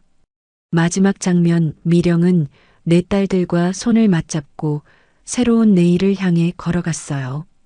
그들의 뒤로는 따뜻한 석양이 비치고 있었죠. 우리, 이제부터 시작이야. 미령의 목소리에는 희망과 확신이 가득했어요. 사람들은 미령과 네 딸들을 대한민국 여성 리더십의 상징으로 기억하게 됐고, 그들의 이야기는 많은 여성들에게 용기와 희망을 주는 전설이 되었어요. 세안그룹은 이제 성별에 관계없이 누구나 꿈을 펼칠 수 있는 기업의 모범이 되었고, 미령과 네 딸들은 앞으로도 더 나은 세상을 만들어가는 리더로서 살아갈 것입니다. 그들의 새로운 여정은 이제 막 시작된 것이었어요. 이제 그만하자. 우리는 끝이야. 남편의 말이 귓가에 울려 퍼집니다. 전 믿을 수 없었어요. 15년 결혼 생활이 이렇게 끝난다고요? 하지만 그때는 몰랐습니다. 이 끝이 새로운 시작이 될 줄은. 평범한 장모로서 사위의 비밀을 알게 된 그날, 제 인생은 완전히 바뀌었습니다.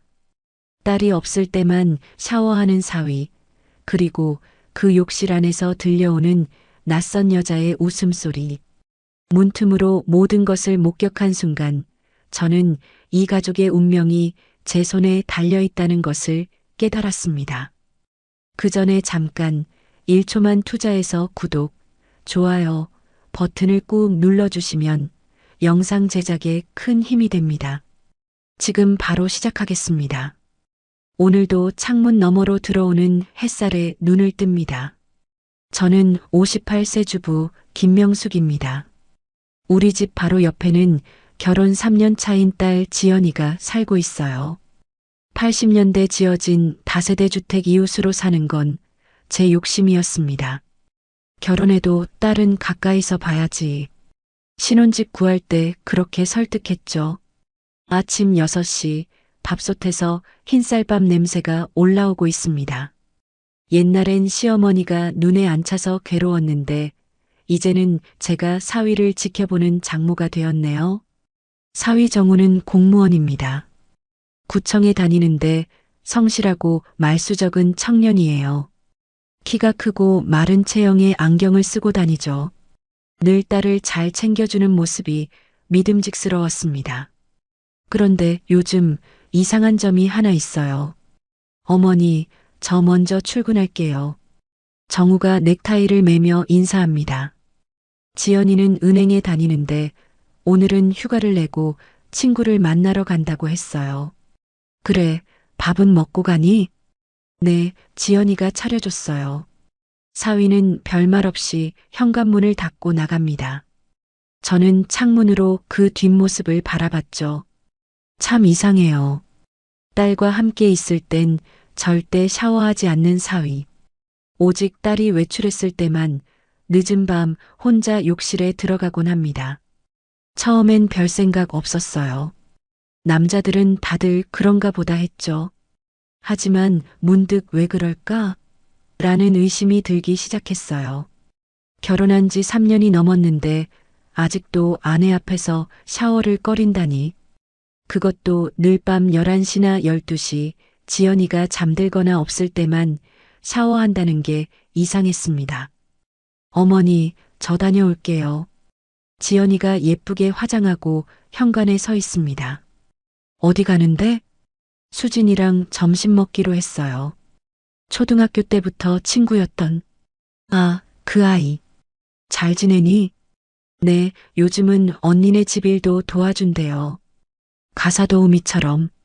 지연이는 웃으며 나가고 저는 거울 앞에 앉아 묘한 찜찜함을 떨치려 애씁니다. 내가 너무 예민한 걸까? 창가에 앉아 옛날 생각에 잠깁니다. 80년대 초 지연이 아빠와 결혼했을 때가 생각나요. 그때도 시어머니의 의심 많은 눈길이 불편했는데 이제 제가 그런 눈으로 사위를 바라보고 있다니. 하지만 직감이 자꾸 속삭입니다. 뭔가 이상해, 뭔가 숨기고 있어. 저녁이 되고 딸과 사위가 함께 식사하러 옵니다. 식탁에 앉아 지켜보니 정우는 지연이와 눈을 잘 마주치지 않아요. 무언가 불안한 기색이 역력합니다. 밥을 먹는 내내 휴대폰만 들여다보고 있죠. 정우야, 요즘 일이 많니? 네. 아, 네, 좀 바빠요. 명숙은 사위의 눈빛에서 죄책감 같은 것을 읽어냅니다. 뭔가 있어. 분명히 뭔가 있어. 그날 밤 잠들기 전까지 이 생각이 머릿속을 맴돕니다. 화요일 저녁 딸이 친구 모임에 나가고 사위 혼자 집에 있는 날이었습니다. 11시가 되자 옆집에서 샤워기 틀리는 소리가 들립니다. 벽이 얇아 물소리가 선명하게 들려오죠. 또 혼자 있을 때만 샤워하네. 저는 텔레비전을 끄고 침대에 누웠습니다. 90년대 드라마 주제곡이 머릿속에서 맴돌아요. 그때 참 좋았는데.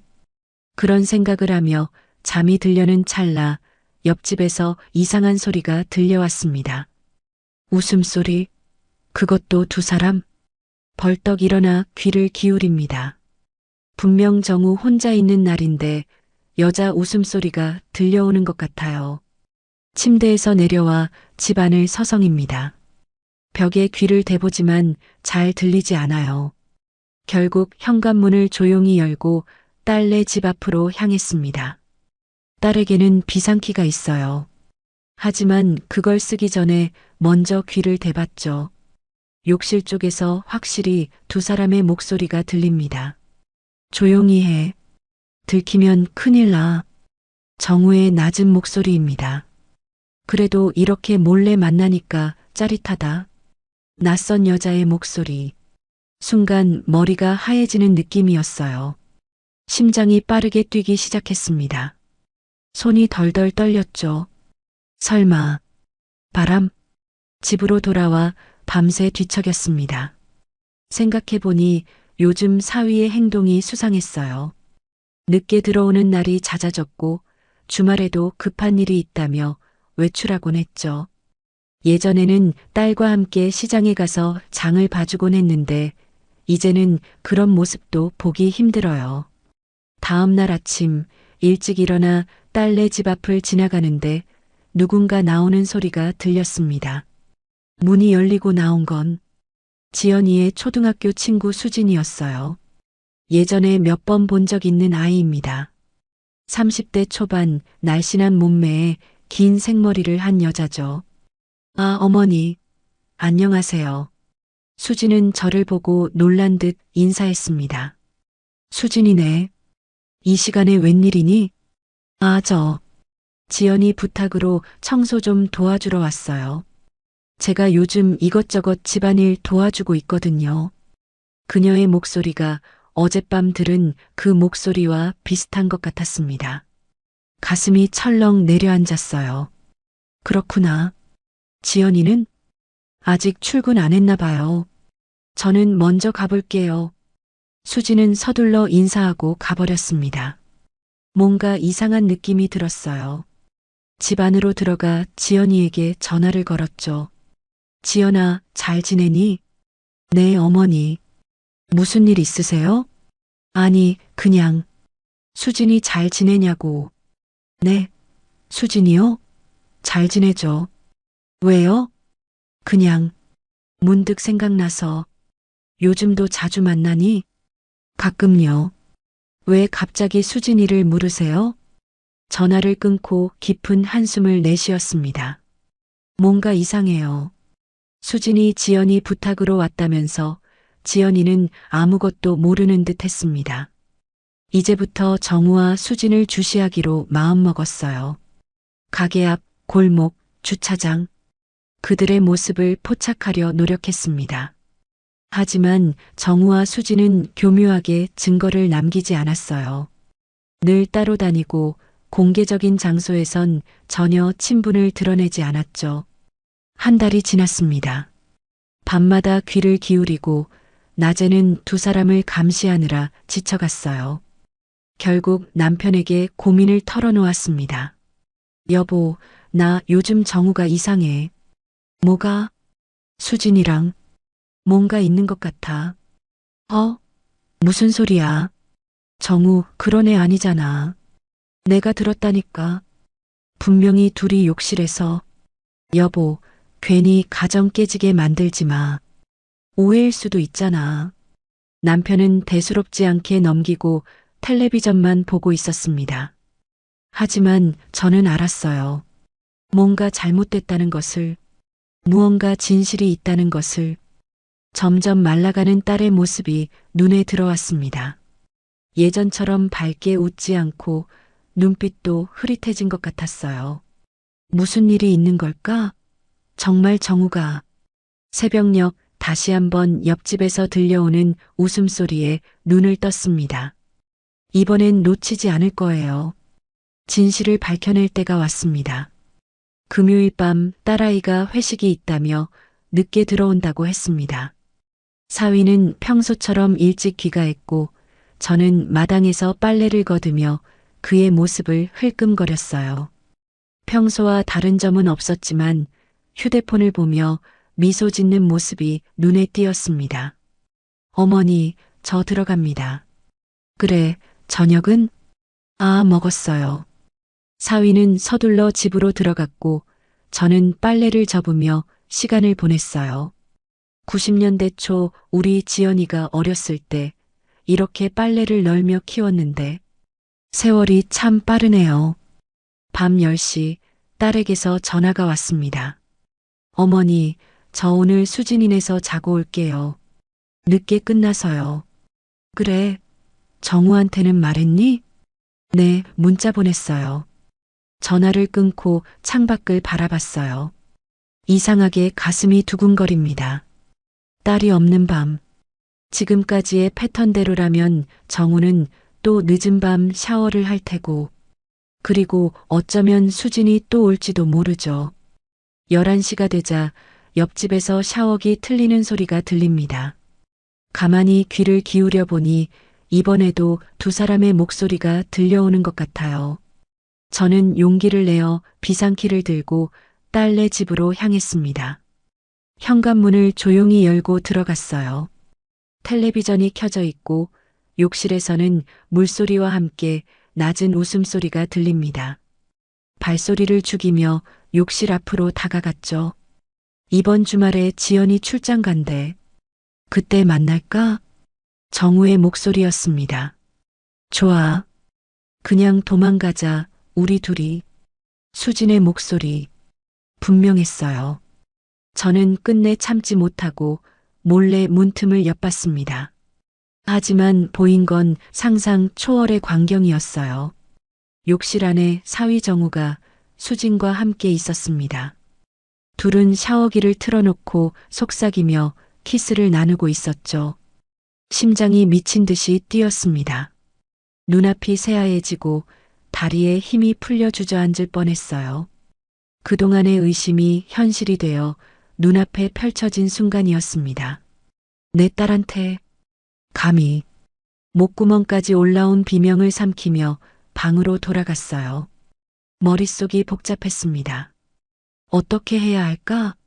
당장 문을 부수고 들어가 두 사람을 질책해야 할까? 아니면 증거를 더 모아야 할까? 방 안에서 손이 덜덜 떨렸어요. 마치 80년대 초 결혼했을 때 시어머니의 의심에 떨던 그때처럼. 하지만 이번엔 제가 떠는 게 아니라 분노로 몸이 떨리는 거였죠. 옆방에서 웃음소리가 들려왔습니다. 벽을 두드리고 싶은 충동이 들었지만 이를 악물고 참았어요. 일단 내일 아침까지 생각해보자. 잠들지 못하고 뒤척이는 밤이었습니다. 창밖으로 보이는 달빛이 너무나 차갑게 느껴졌어요. 새벽 2시쯤 귀를 기울이니 수진이 나가는 소리가 들립니다. 창문으로 내다보니 수진은 정우와 현관에서 마지막 포옹을 나누고 있었어요. 조심해서 가. 내일 봐. 수진은 골목길로 사라졌고 정우는 문을 닫았습니다. 저는 이불을 뒤집어 쓰고 울음을 터뜨렸어요. 내 딸의 결혼 생활이 이렇게 무너지고 있다니. 아침이 밝았습니다. 눈이 퉁퉁 부어 있었지만 화장으로 감추고 딸네 집으로 향했어요. 정우는 이미 출근한 상태였고 집에는 아무도 없었습니다. 거실을 둘러보니 평화로운 신혼집 모습 그대로였어요. 하지만 저는 알고 있었습니다. 이 평화 뒤에 숨겨진 배신을. 휴대폰을 꺼내 딸에게 전화를 걸었습니다. 지연아, 언제 들어와? 오후에요, 어머니. 왜요? 아니, 그냥. 수진이는 잘 있니? 네. 수진이요? 어제 같이 있었는데 괜찮아요. 어머니, 왜 자꾸 수진이를 물으세요? 저는 깊은 한숨을 내쉬었습니다. 지연이는 정말 아무것도 모르는 걸까요? 아니면 알면서도 모른 척하는 걸까요? 그냥 궁금해서. 나중에 보자. 전화를 끊고 집으로 돌아왔습니다. 이제 어떻게 해야 할지, 진실을 어떻게 딸에게 말해야 할지 고민이 깊어갔어요. 토요일 아침 딸이 돌아왔습니다. 베란다에 빨래를 널던 저는 딸이 캐리어를 끌고 들어오는 모습을 지켜봤어요. 예전같이 밝은 표정이 아니었습니다. 눈가에 그늘이 짙어진 것 같아요. 지연아, 잘 다녀왔니? 네, 어머니. 안으로 들어가 차를 한 잔 마시며 이야기를 나눴습니다. 80년대 말 우리 동네에서 인기 있던 다방처럼 부엌 테이블에 앉아 따뜻한 차를 마시는 건 어머니와 딸의 소통 방식이었죠. 지연아, 수진이는 요즘도 잘 지내니? 그럼 수진이 요즘 언니 집안일 도와준다며 자주 들러요. 딸의 대답에 가슴이 철렁 내려앉았습니다. 수진이 정식 가사 도우미처럼 오가며 둘만의 시간을 가져왔던 것. 제가 모르는 사이에 이런 일이 벌어지고 있었다니요. 그런데 어머니, 왜 자꾸 수진이 얘기를 물으세요? 아니, 그냥 내 어릴 적 친구라 궁금해서. 딸을 보내고 남편에게 의심을 털어놓았지만 그는 여전히 믿지 않았습니다. 증거도 없이 그런 말 함부로 하면 안 돼. 가정이 깨질 수도 있어. 하지만 제 눈으로 본 광경은 분명했어요. 이대로 넘어갈 수는 없었습니다. 이날부터 저는 자신도 모르게 사위와 수진을 주시하기 시작했어요. 가게 앞, 골목, 주차장, 어디서든 그들의 흔적을 찾으려 했죠. 하지만 정우와 수진은 교묘하게 증거를 남기지 않았습니다. 월요일 오후 마트에서 장을 보다 우연히 수진을 마주쳤어요. 그녀는 당황한 기색 없이 반갑게 인사했습니다. 어머니, 안녕하세요. 장 보러 오셨어요? 그래, 너는? 저도요. 지연이 언니가 좋아하는 과일 사러 왔어요. 수진의 자연스러운 태도가 더 화가 나게 만들었습니다. 내 딸의 남편과 그런 짓을 하면서도 얼굴 하나 붉히지 않고. 수진아, 너 요즘 우리 집에 자주 오니? 네. 아, 가끔 지연이 언니 부탁으로 청소도 하고 그래요. 지연이 없을 때도? 네. 가끔은요. 언니가 미리 말해줘서. 수진의 표정이 살짝 굳었습니다. 저는 더 파고들었어요. 정우랑은 잘 지내니? 네.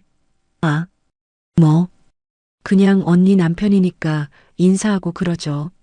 수지는 어색하게 웃으며 자리를 피했습니다. 저는 그녀의 뒷모습을 노려보았어요. 반드시 진실을 밝혀내고 말 거야. 다음 날 딸이 출근한 후 사위 집으로 향했습니다. 정우도 출근했을 테니 집에는 아무도 없을 거예요.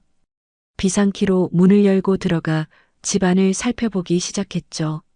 무언가 증거를 찾을 수 있지 않을까 하는 생각에서였어요. 침실, 거실, 부엌. 특별한 것은 없었습니다. 하지만 정우의 서랍장을 열어보니 낯선 여성용 머리핀이 발견됐어요. 분명 지연이 것이 아닌 것 같았습니다. 또한 휴지통에서는 찢어진 편지 조각을 찾았어요. 너를 사랑해. 우리 함께. 글씨체가 낯설었습니다. 이건 확실히 증거가 될 수 있을 것 같았어요. 하지만 이것만으로는 부족했죠. 더 결정적인 것이 필요했습니다. 저녁 딸과 사위가 함께 식사하러 왔습니다. 식탁에 앉아 정우를 유심히 관찰했어요. 그는 여전히 휴대폰을 자주 확인하고 있었습니다. 지연이가 화장실에 간 사이 저는 정우에게 조용히 물었어요. 정우야, 너 요즘 무슨 고민 있니? 네, 아닙니다, 어머니. 왜요?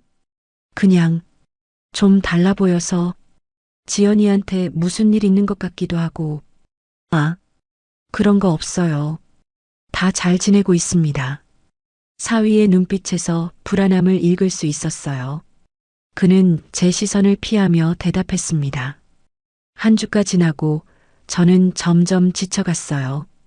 밤마다 귀를 기울이고 낮에는 두 사람을 감시하느라 몸과 마음이 피곤해졌습니다. 결국 남편에게 다시 고민을 털어놓았어요. 여보, 내가 진짜 봤다니까. 욕실에서 둘이 같이 있는 걸. 아니, 그래도 더 확실한 증거가. 여보, 이게 얼마나 확실해야 하는데? 내 눈으로 직접 본 거라고. 하지만 명수가 괜히 가정 깨지게 만들지 마. 오해일 수도 있잖아. 남편은 여전히 대수롭지 않게 넘기려 했습니다. 저는 답답함에 가슴이 터질 것 같았어요. 왜 아무도 내 말을 믿지 않는 걸까? 내가 미쳤나? 마음속 결심이 굳어갔습니다. 혼자서라도 이 일을 해결해야 해요. 내 딸의 행복을 위해서라도 반드시 진실을 밝혀내고 말 겁니다. 목요일 저녁 딸이 친정에 들러 같이 밥을 먹자고 했습니다. 남편도 늦게 들어온다 했으니 어머니와 딸 둘이서 오랜만에 좋은 시간을 보낼 수 있겠다 싶었어요. 사위는 야근이라며 먼저 집에 들어갔고요. 70년대 말 인기 있던 돼지고기 두부찌개를 끓였습니다. 지연이가 어릴 적 좋아하던 요리죠. 하지만 약속 시간이 다 되어도 딸은 오지 않았어요. 전화를 걸어보니 갑자기 급한 일이 생겼다며 미안하다고 했습니다. 무슨 일인데? 은행 일이에요. 내일 다시 올게요, 어머니. 전화를 끊고 찜찜한 마음에 창밖을 내다봤어요. 사위네 집에는 불이 꺼져 있었습니다. 야근이라더니 집에 없나? 갑자기 마음이 불안해졌어요. 두 사람 다 없는 시간. 혹시 저녁 8시 친구에게 다녀오겠다며 집을 나섰습니다. 하지만 실은 주변을 살피기 위함이었어요. 동네 한 바퀴를 돌았지만 특별한 것은 없었습니다. 10시쯤 집으로 돌아오는 길, 저 멀리 사위의 차가 보였어요. 아파트 단지 끝 어두운 주차장에 세워져 있었죠. 천천히 다가가 보니 차 안에는 두 사람이 있었습니다. 정우와 수진이었어요. 둘은 서로를 격하게 끌어안고 있었습니다. 너무 놀란 나머지 손에 들고 있던 핸드폰을 떨어뜨리고 말았어요. 탁 하는 소리에 차 안에 두 사람이 깜짝 놀라 주변을 살폈습니다. 누구세요? 정우의 목소리였어요. 그는 차 문을 열고 밖으로 나왔습니다. 저는 얼른 어두운 곳으로 몸을 숨기려 했지만 너무 늦었어요. 어머니.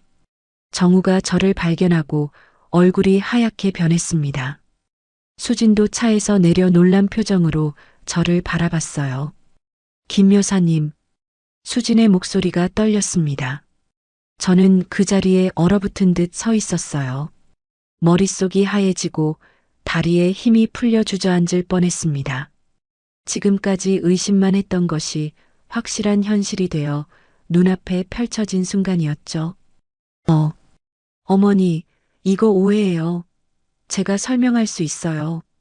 정우가 허둥지둥 다가왔습니다. 하지만 저는 소리쳤어요. 내 딸 앞에서 감히 뭐라고 할 건데, 이 파렴치한 인간아. 정우는 당황한 표정으로 수진을 돌아봤습니다. 수진도 마찬가지로 놀란 얼굴이었어요. 하지만 곧 그녀의 표정이 변했습니다. 놀란 얼굴에서 점점 차갑고 냉정한 표정으로 김 여사님 진정하세요. 우리가 설명해 드릴게요. 설명? 뭘 설명해?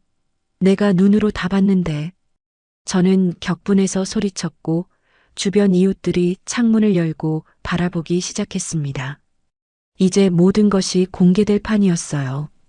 어머니, 여기서 이러지 마세요. 우리 집에 가서 얘기해요. 정우가 간절히 부탁했습니다. 집? 내 집? 내 딸의 집이지. 내가 무슨 염치로. 하지만 결국 세 사람은 딸네 집으로 향했습니다. 거실에 앉아 서로를 마주보는 상황이 꿈만 같았어요. 마치 80년대 막장 드라마 속 한 장면 같았죠. 어머니, 제가 설명할게요. 정우가 떨리는 목소리로 말을 꺼냈습니다. 듣고 싶지 않아. 당장 내 딸한테 전화해. 지연이한테요? 그게. 수진이 말을 끊었습니다. 김 여사님, 지연이는 이미 알고 있어요. 그 말에 저는 더욱 혼란스러워졌습니다. 딸이 알고 있다고? 무슨 소리지? 무슨 소리야? 지연이가 이런 걸 알면서도 가만히 있었다고? 정우와 수진은 서로를 바라봤습니다. 뭔가 심각한 비밀이 있는 듯 했어요. 어머니, 사실은. 정우가 말을 꺼내려는 순간 현관문이 열렸습니다. 들어온 건 지연이었어요. 어머니, 여긴 웬일이세요? 지연이는 거실에 앉아있는 세 사람을 보고 놀란 표정이었습니다. 하지만 곧 그 표정이 변했어요. 마치 예상했던 일이 일어난 것처럼 체념한 듯한 표정으로 드디어 알게 되셨구나. 지연이의 말에 저는 더욱 혼란스러워졌습니다. 이게 무슨 소리지? 딸은 알고 있었던 건가? 지연아, 이게 무슨 소리니?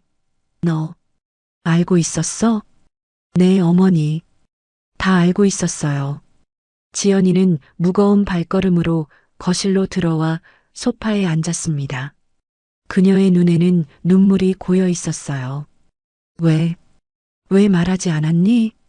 왜 이런 일을 그냥 두고 봤어? 어머니, 이야기가 좀 복잡해요. 집안은 순식간에 폭풍 같은 싸움으로 휩쓸렸습니다. 저는 울부짖으며 사위를 질책했고 수지는 변명하려 했으며 지연이는 그저 침묵하며 눈물을 흘렸어요. 모든 것이 무너져 내리는 밤이었습니다. 자정이 넘어가는 시간, 거실에는 무거운 침묵만이 남았습니다. 울음을 그친 지연이가 먼저 입을 열었어요. 어머니, 이제 다 말씀드릴게요. 지연이는 천천히 이야기를 시작했습니다. 고등학교 시절 친구들과 어울려 찍은 영상이 있었다고 해요. 술을 마시고 장난치는 영상이었는데 그게 수진의 손에 남아 있었다는 거죠. 그게 뭐가 중요해서? 제가 말을 막으려 하자 지연은 고개를 저었습니다. 어머니, 그 영상은 제가 지금 은행에서 일하는데 큰 문제가 될 수 있어요. 미성년자 음주에, 그리고 거기에는 제가 다른 친구 남자친구와 키스하는 장면도 있어요. 충격적인 고백에 저는 말문이 막혔어요. 90년대 말 청소년 문제가 사회적으로 이슈였던 때를 떠올렸습니다. 그때 지연이는 얌전한 아이였는데 몰래 그런 일이 있었다니. 정우가 이어 말했어요. 어머니, 사실 수지는 오래전부터 저를 짝사랑해 왔습니다. 대학 동기였거든요. 지연이와 제가 결혼하고 나서도 계속 연락을 해왔어요. 그럼 넌 왜 응한 거야? 내 딸 두고. 제가 소리치자 정우는 고개를 숙였습니다. 처음엔 거절했어요. 하지만 수진이 지연이의 과거 영상을 보여주며 만약 제가 만나주지 않으면 이 영상을 은행에 보내겠다고 협박했습니다. 수진은 그동안 가만히 앉아 있다가 비웃듯 말했어요. 어차피 다 들켰는데 솔직히 말할게요. 맞아요. 나정우 오빠 계속 좋아했어요. 근데 내 친구랑 결혼해버렸잖아요. 그래서 복수하고 싶었어요. 사위는 몇 번이나 끊으려 했지만 수진이 강압적으로 협박해왔다는 거예요. 게다가 수진은 지연이의 과거를 알고 있었고 만약 끊으면 지연의 명예를 훼손할 영상을 퍼뜨리겠다고 위협했다고 했습니다. 그럼 샤워할 때 같이 있었던 것도 네, 어머니. 수진이 제가 없을 때만 오라고 했대요. 샤워 소리로 다른 소리를 가리려고. 지연이의 말에 저는 더 혼란스러워졌어요. 그럼 정우는 피해자였단 말인가? 하지만 그래도 다른 여자와. 그럼 내가 그동안 알고 있었다는 거니? 네. 한 달 전쯤 우연히 정우 휴대폰에서 메시지를 봤어요. 처음엔 미칠 것 같았는데 정우가 다 털어놓더라고요. 수진이 협박한 것까지. 지연이는 울먹이며 말을 이었습니다. 우린 어떻게 해야 할지 몰랐어요. 경찰에 신고하자니 그 영상이 퍼질까봐 무서웠고 그냥 시간이 지나면 수진이 포기할 거라 생각했죠. 저는 처음으로 정우의 무거운 표정과 지친 어깨를 똑바로 바라봤습니다. 그동안 그가 왜 그렇게 불안해 보였는지, 왜 늘 휴대폰을 확인했는지 이해가 됐어요. 그래서 그동안 계속 이렇게 지내온 거니? 네, 어머니. 정우 오빠가 저를 위해 참아준 거예요. 수진이 점점 더 심해졌어요. 처음엔 가끔 만나는 것으로 시작했는데 나중엔 일주일에 몇 번씩 와서 정우 오빠를 괴롭혔대요. 수진이 갑자기 일어나 소리쳤습니다. 거짓말 마. 정우 오빠도 나 좋아했어. 처음엔 어쩔 수 없이 만났을지 몰라도 나중엔 진심이었다고. 정우는 고개를 저었어요. 아니야, 수진아. 내가 한 번도 널 그렇게 본 적 없어. 난 지연이만 사랑해. 수진의 얼굴이 일그러졌습니다. 그녀는 갑자기 가방에서 휴대폰을 꺼내더니 위협적으로 말했어요. 그래. 그럼 이 영상 당장 회사에 보낼까? 그 순간 정우가 벌떡 일어나 수진의 휴대폰을 잡았습니다. 둘 사이에 실랑이가 벌어졌고 휴대폰이 바닥에 떨어졌어요. 지연이가 재빨리 휴대폰을 집어 비밀번호를 입력했습니다. 이거 내 옛날 생일이잖아. 역시 널 못 믿겠어. 지연이는 휴대폰을 뒤지더니 영상을 찾아 삭제했어요. 수지는 충격받은 표정으로 휴대폰을 되찾으려 했지만 이미 늦었습니다. 내 영상? 어떻게 지워? 너 이거 후회할 거야. 수진이 소리치자 정우가 단호하게 말했습니다. 이제 그만해, 수진아. 우리 더 이상 너한테 약점 잡힐 게 없어. 저는 모든 것을 지켜보면서 혼란스러웠어요. 한편으로는 분노가 치밀었지만 다른 한편으로는 딸과 사위가 이런 상황에 처해 있었다는 사실에 마음이 아팠습니다. 근데 왜 나한테 말하지 않았니? 제가 물었습니다. 지연이가 슬픈 눈으로 대답했어요. 어머니께 걱정 끼치기 싫었어요. 그리고 제 과거 때문에 실망하실까봐.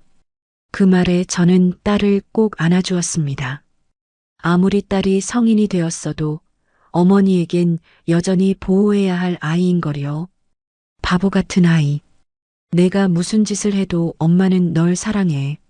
수지는 결국 울면서 집을 나갔고 거실에는 우리 셋만 남았습니다. 정우는 지친 표정으로 소파에 앉았어요. 어머니, 정말 죄송합니다. 저 때문에. 아니야, 정우야. 내가 우리 지연이를 위해 그런 상황을 견뎌냈다니. 고마워. 그날 밤 저는 처음으로 사위를 다른 눈으로 바라보게 되었습니다. 그가 얼마나 딸을 사랑하는지, 어떤 희생을 감수했는지 깨달았어요. 그리고 처음으로 정우의 무거운 표정과 지친 어깨가 이해됐습니다. 일요일 아침 모든 것이 밝혀진 후 이틀이 지났습니다. 딸과 사위는 여전히 불안한 표정이었어요. 수지는 그 후로 연락이 없었지만 무슨 짓을 할지 모른다는 걱정이 있었죠. 지연아, 괜찮니? 아침 식사를 하러 온 딸에게 물었습니다. 네, 어머니. 그래도 이제 숨기는 것 없이 말씀드릴 수 있어서 마음이 한결 가벼워요. 식탁에 둘러앉아 밥을 먹으면서도 뭔가 석연치 않은 기분이 들었어요. 이대로 끝날 문제가 아니라는 직감이 있었습니다. 70년대 초 어머니께 배웠던 속담이 생각났어요. 뱀은 뒷발로 잡아야 한다. 이 일도 확실히 마무리해야 했습니다. 지연아, 수진이 연락처 있니? 네. 왜요, 어머니? 내가 직접 만나봐야겠어. 딸과 사위는 놀란 표정으로 저를 바라봤어요. 안 돼요, 어머니. 수진이 또 무슨 짓을 할지 몰라요. 괜찮아. 내가 너희 어머니잖니. 이건 내가 해결해야 할 일이야. 결국 지연이는 마지못해 수진의 연락처를 알려주었고 저는 바로 전화를 걸었습니다. 놀랍게도 수진은 금방 전화를 받았어요. 누구세요? 나 지연이 어머니야. 아, 김 여사님. 무슨 일로?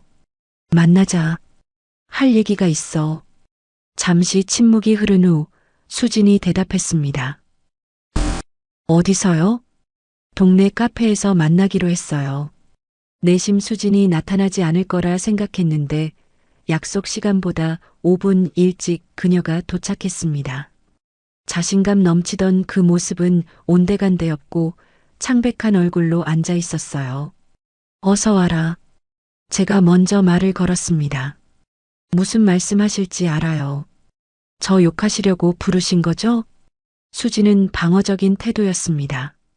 아니, 너를 이해하고 싶어서 불렀어. 제 말에 수진이 놀란 표정을 지었어요. 이해요? 저같이 나쁜 여자를 어떻게... 내가 왜 그랬는지 듣고 싶어. 지연이와는 초등학교 때부터 친구였잖아. 어떻게 친구 남편을... 수지는 잠시 망설이다 이야기를 시작했습니다.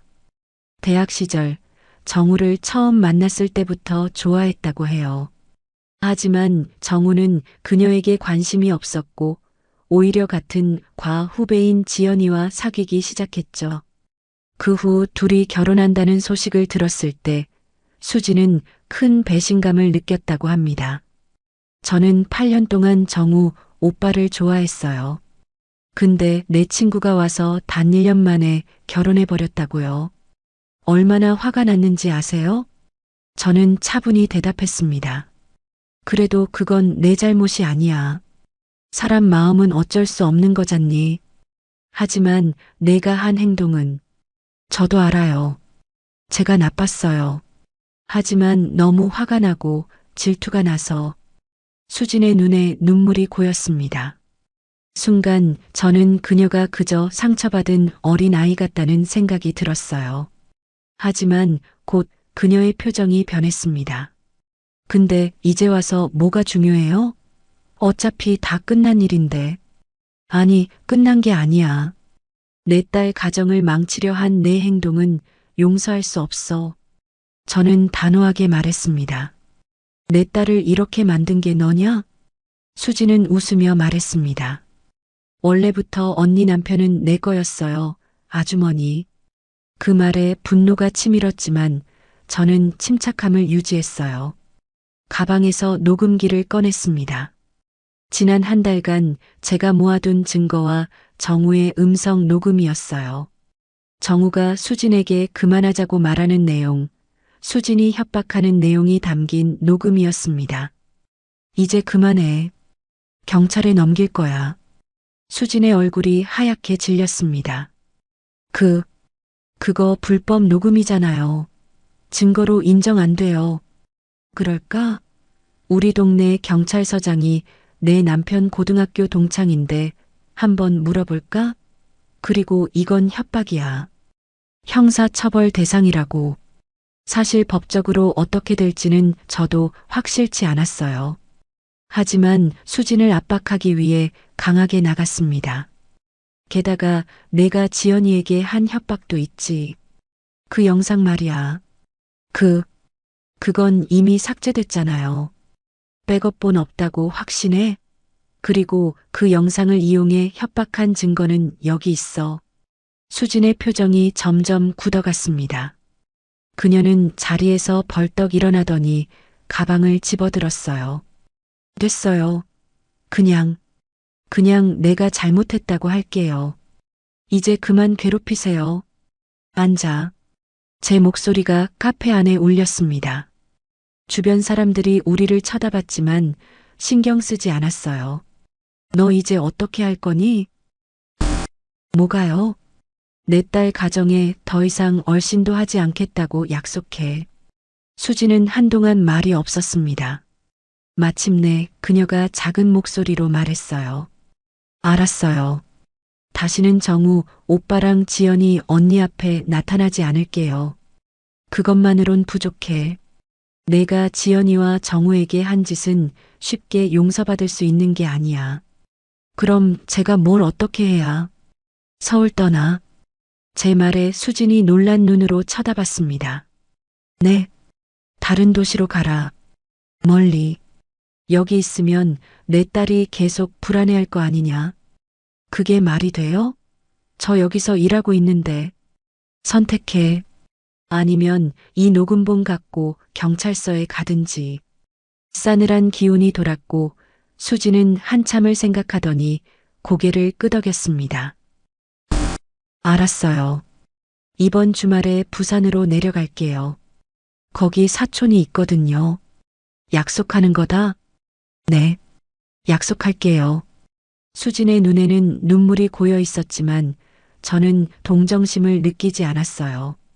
내 딸의 행복을 위협한 사람에게 자비를 베풀 여유가 없었습니다. 그리고 이것도 명심해. 만약 내가 약속을 어기면 내가 가만히 있지 않을 거야. 수지는 고개를 끄덕였고 카페를 나서며 마지막으로 말했습니다. 저도 잘못했다는 거 알아요. 미안해요. 그녀의 뒷모습을 바라보며 깊은 한숨을 내쉬었어요. 반격의 순간 저는 자신도 놀랄 만큼 냉정하고 강한 어머니로 변해 있었습니다. 80년대 드라마에서나 볼 법한 독한 장모가 되어 있었죠. 이제 끝났다. 중얼거리며 집으로 향했습니다. 오늘 밤엔 편히 잘 수 있을 것 같았어요. 챕터 8 변화된 세계, 상처의 치유. 봄비가 내리는 수요일 아침, 창밖으로 떨어지는 빗방울을 바라봤습니다. 3주가 지났어요.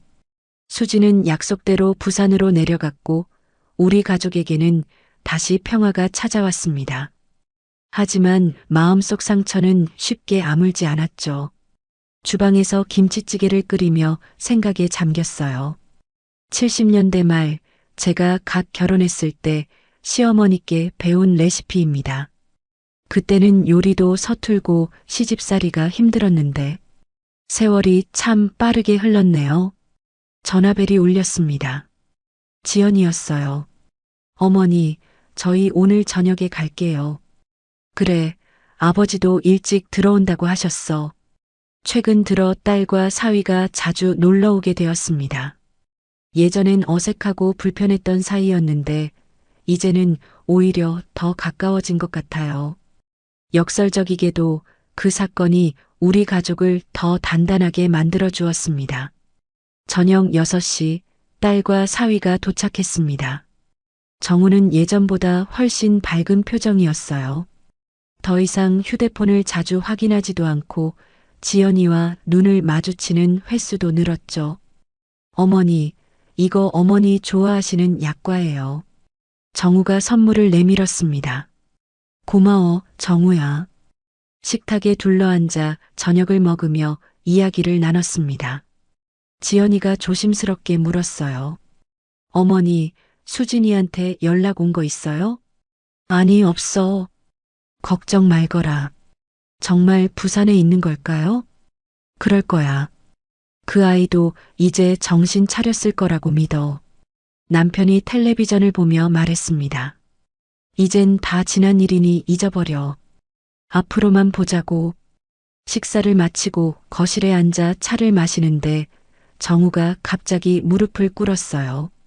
어머니, 정말 죄송합니다. 제가 이런 일을. 됐어, 정우야. 이제 그만 미안하다고 해. 제가 손을 내밀어 사위를 일으켰습니다. 내가 우리 지연이를 얼마나 생각하는지 이제 알아. 그 상황에서 내가 지연이를 지키려고 했다는 것만으로도 충분해. 정우의 눈에 눈물이 고였어요. 남자가 이렇게 감정을 드러내는 모습이 어색했지만 한편으론 진심이 느껴져 마음이 따뜻해졌습니다. 저도 이제 더 이상 숨기는 것 없이 솔직하게 살려고 해요. 지연이한테도 어머니께도. 지연이가 남편의 손을 꼭 잡았습니다. 둘 사이에 흐르는 애정이 느껴졌어요. 이렇게 위기를 함께 극복한 부부는 더 강해진다던데 정말인 것 같았습니다. 다음 날 아침 딸에게 전화가 왔어요. 어머니, 저 오늘 오후에 잠깐 들를게요. 할 말이 있어서요. 오후 3시 지연이가 왔습니다. 그녀의 표정이 밝았어요. 어머니, 저 임신했어요. 그 말에 저는 깜짝 놀라 딸을 껴안았습니다. 정말? 언제 알았어? 일주일 전이요. 병원에서 확인받고 왔어요. 이제 8주 차래요. 80년대 초 제가 지연이를 가졌을 때가 생각났습니다. 그때도 이렇게 설레고 두근거렸나요? 눈물이 핑 돌았어요. 축하해, 내 딸. 정우는 알아? 네, 너무 좋아해요. 이제 정말 새 출발할 수 있을 것 같아요. 딸의 행복한 얼굴을 보며 가슴이 뭉클했습니다. 이제 저는 할머니가 되는 거예요. 세월이 참 빠르게 흘러갑니다. 그런데 어머니, 한 가지 말씀드릴 게 있어요. 지연이가 조심스럽게 말을 꺼냈어요. 뭐니? 저희 다른 동네로 이사 가려고 해요. 여기 집은 너무 많은 안 좋은 기억이 있어서. 순간 가슴이 철렁 내려앉았지만 이내 이해가 됐습니다. 물론 딸이 옆집에 살지 않는다면 서운하겠지만 그들에게는 새로운 시작이 필요할 테니까요. 그래, 그게 좋겠구나. 어디로 갈 생각이니? 강동구 쪽으로요. 정우 직장이랑도 가깝고 학군도 좋대요. 학군? 그렇죠. 이제 아이를 생각해야 하니까. 제 딸이 어느새 이렇게 커서 엄마가 되다니. 걱정 마, 지연아. 엄마는 내가 행복하면 그걸로 충분해. 딸이 돌아간 후 저는 거울 앞에 앉아 문득 생각에 잠겼습니다. 이런 난관을 겪으며 배운 것이 있다면 나이가 들어도 엄마로서의 책임은 끝나지 않는다는 거예요. 늙으면 힘이 없어지는 줄만 알았는데 엄마로서 해야 할 일은 끝까지 있구나.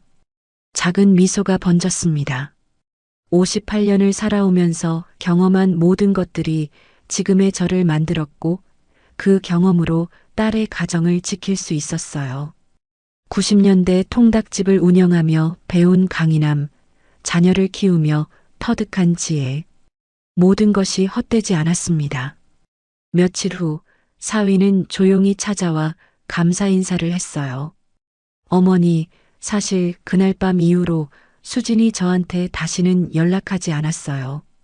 어머니께서 어떻게 하신 건지 모르겠지만 정말 감사합니다.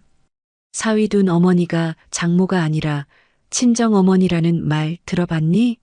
이제부터 나는 내 편이야, 정우야. 정우의 눈에 눈물이 고였고 그는 어색하게 고개를 숙였습니다. 사위가 내 생각 많이 하더라. 앞으로 잘 살아라. 저는 더 이상 수진의 일에 대해 딸에게 자세히 말하지 않았습니다. 그 아픔을 다시 들추기보다는 앞으로의 행복에 집중하게 해주고 싶었어요. 여름이 오고 딸과 사위는 새 집으로 이사했습니다. 비록 옆집은 아니지만 차로 30분 거리라 자주 볼 수 있어요. 매주 일요일이면 함께 식사를 하고 저는 지연이의 커가는 배를 보며 설렙니다. 부부는 더 단단해진 듯 보입니다. 정우는 여전히 말수적은 공무원이지만 이제는 눈에 생기가 돌고 자신감이 넘쳐요. 지연이도 예전보다 더 환하게 웃습니다. 오늘도 창가에 앉아 창밖을 바라봅니다. 딸의 집 창문으로 따뜻한 봄 햇살이 비치는 모습이 보이는 듯해요. 비록 어두운 시간을 겪었지만 그 시간을 통해 우리는 더 강해졌습니다. 마치 겨울을 견디고 피어난 봄꽃처럼요. 이제 저는 예비 할머니로서 새로운 삶을 준비합니다. 지연이의 아이가 태어나면 할머니표 된장찌개도 해주고 60년대 동요도 불러줘야지. 생각만 해도 가슴이 설렙니다. 거울 속 제 모습을 바라봅니다. 주름이 깊어진 얼굴이지만 그 안에는 세월의 지혜가 담겨 있어요. 딸의 행복을 지키기 위해 싸웠던 58세 어머니의 모습이 자랑스럽게 느껴집니다. 엄마는 끝까지 너의 편이란다, 지연아. 작은 미소가 번집니다. 그리고 그녀의 집 창밖으로 따뜻한 봄 햇살이 비칩니다.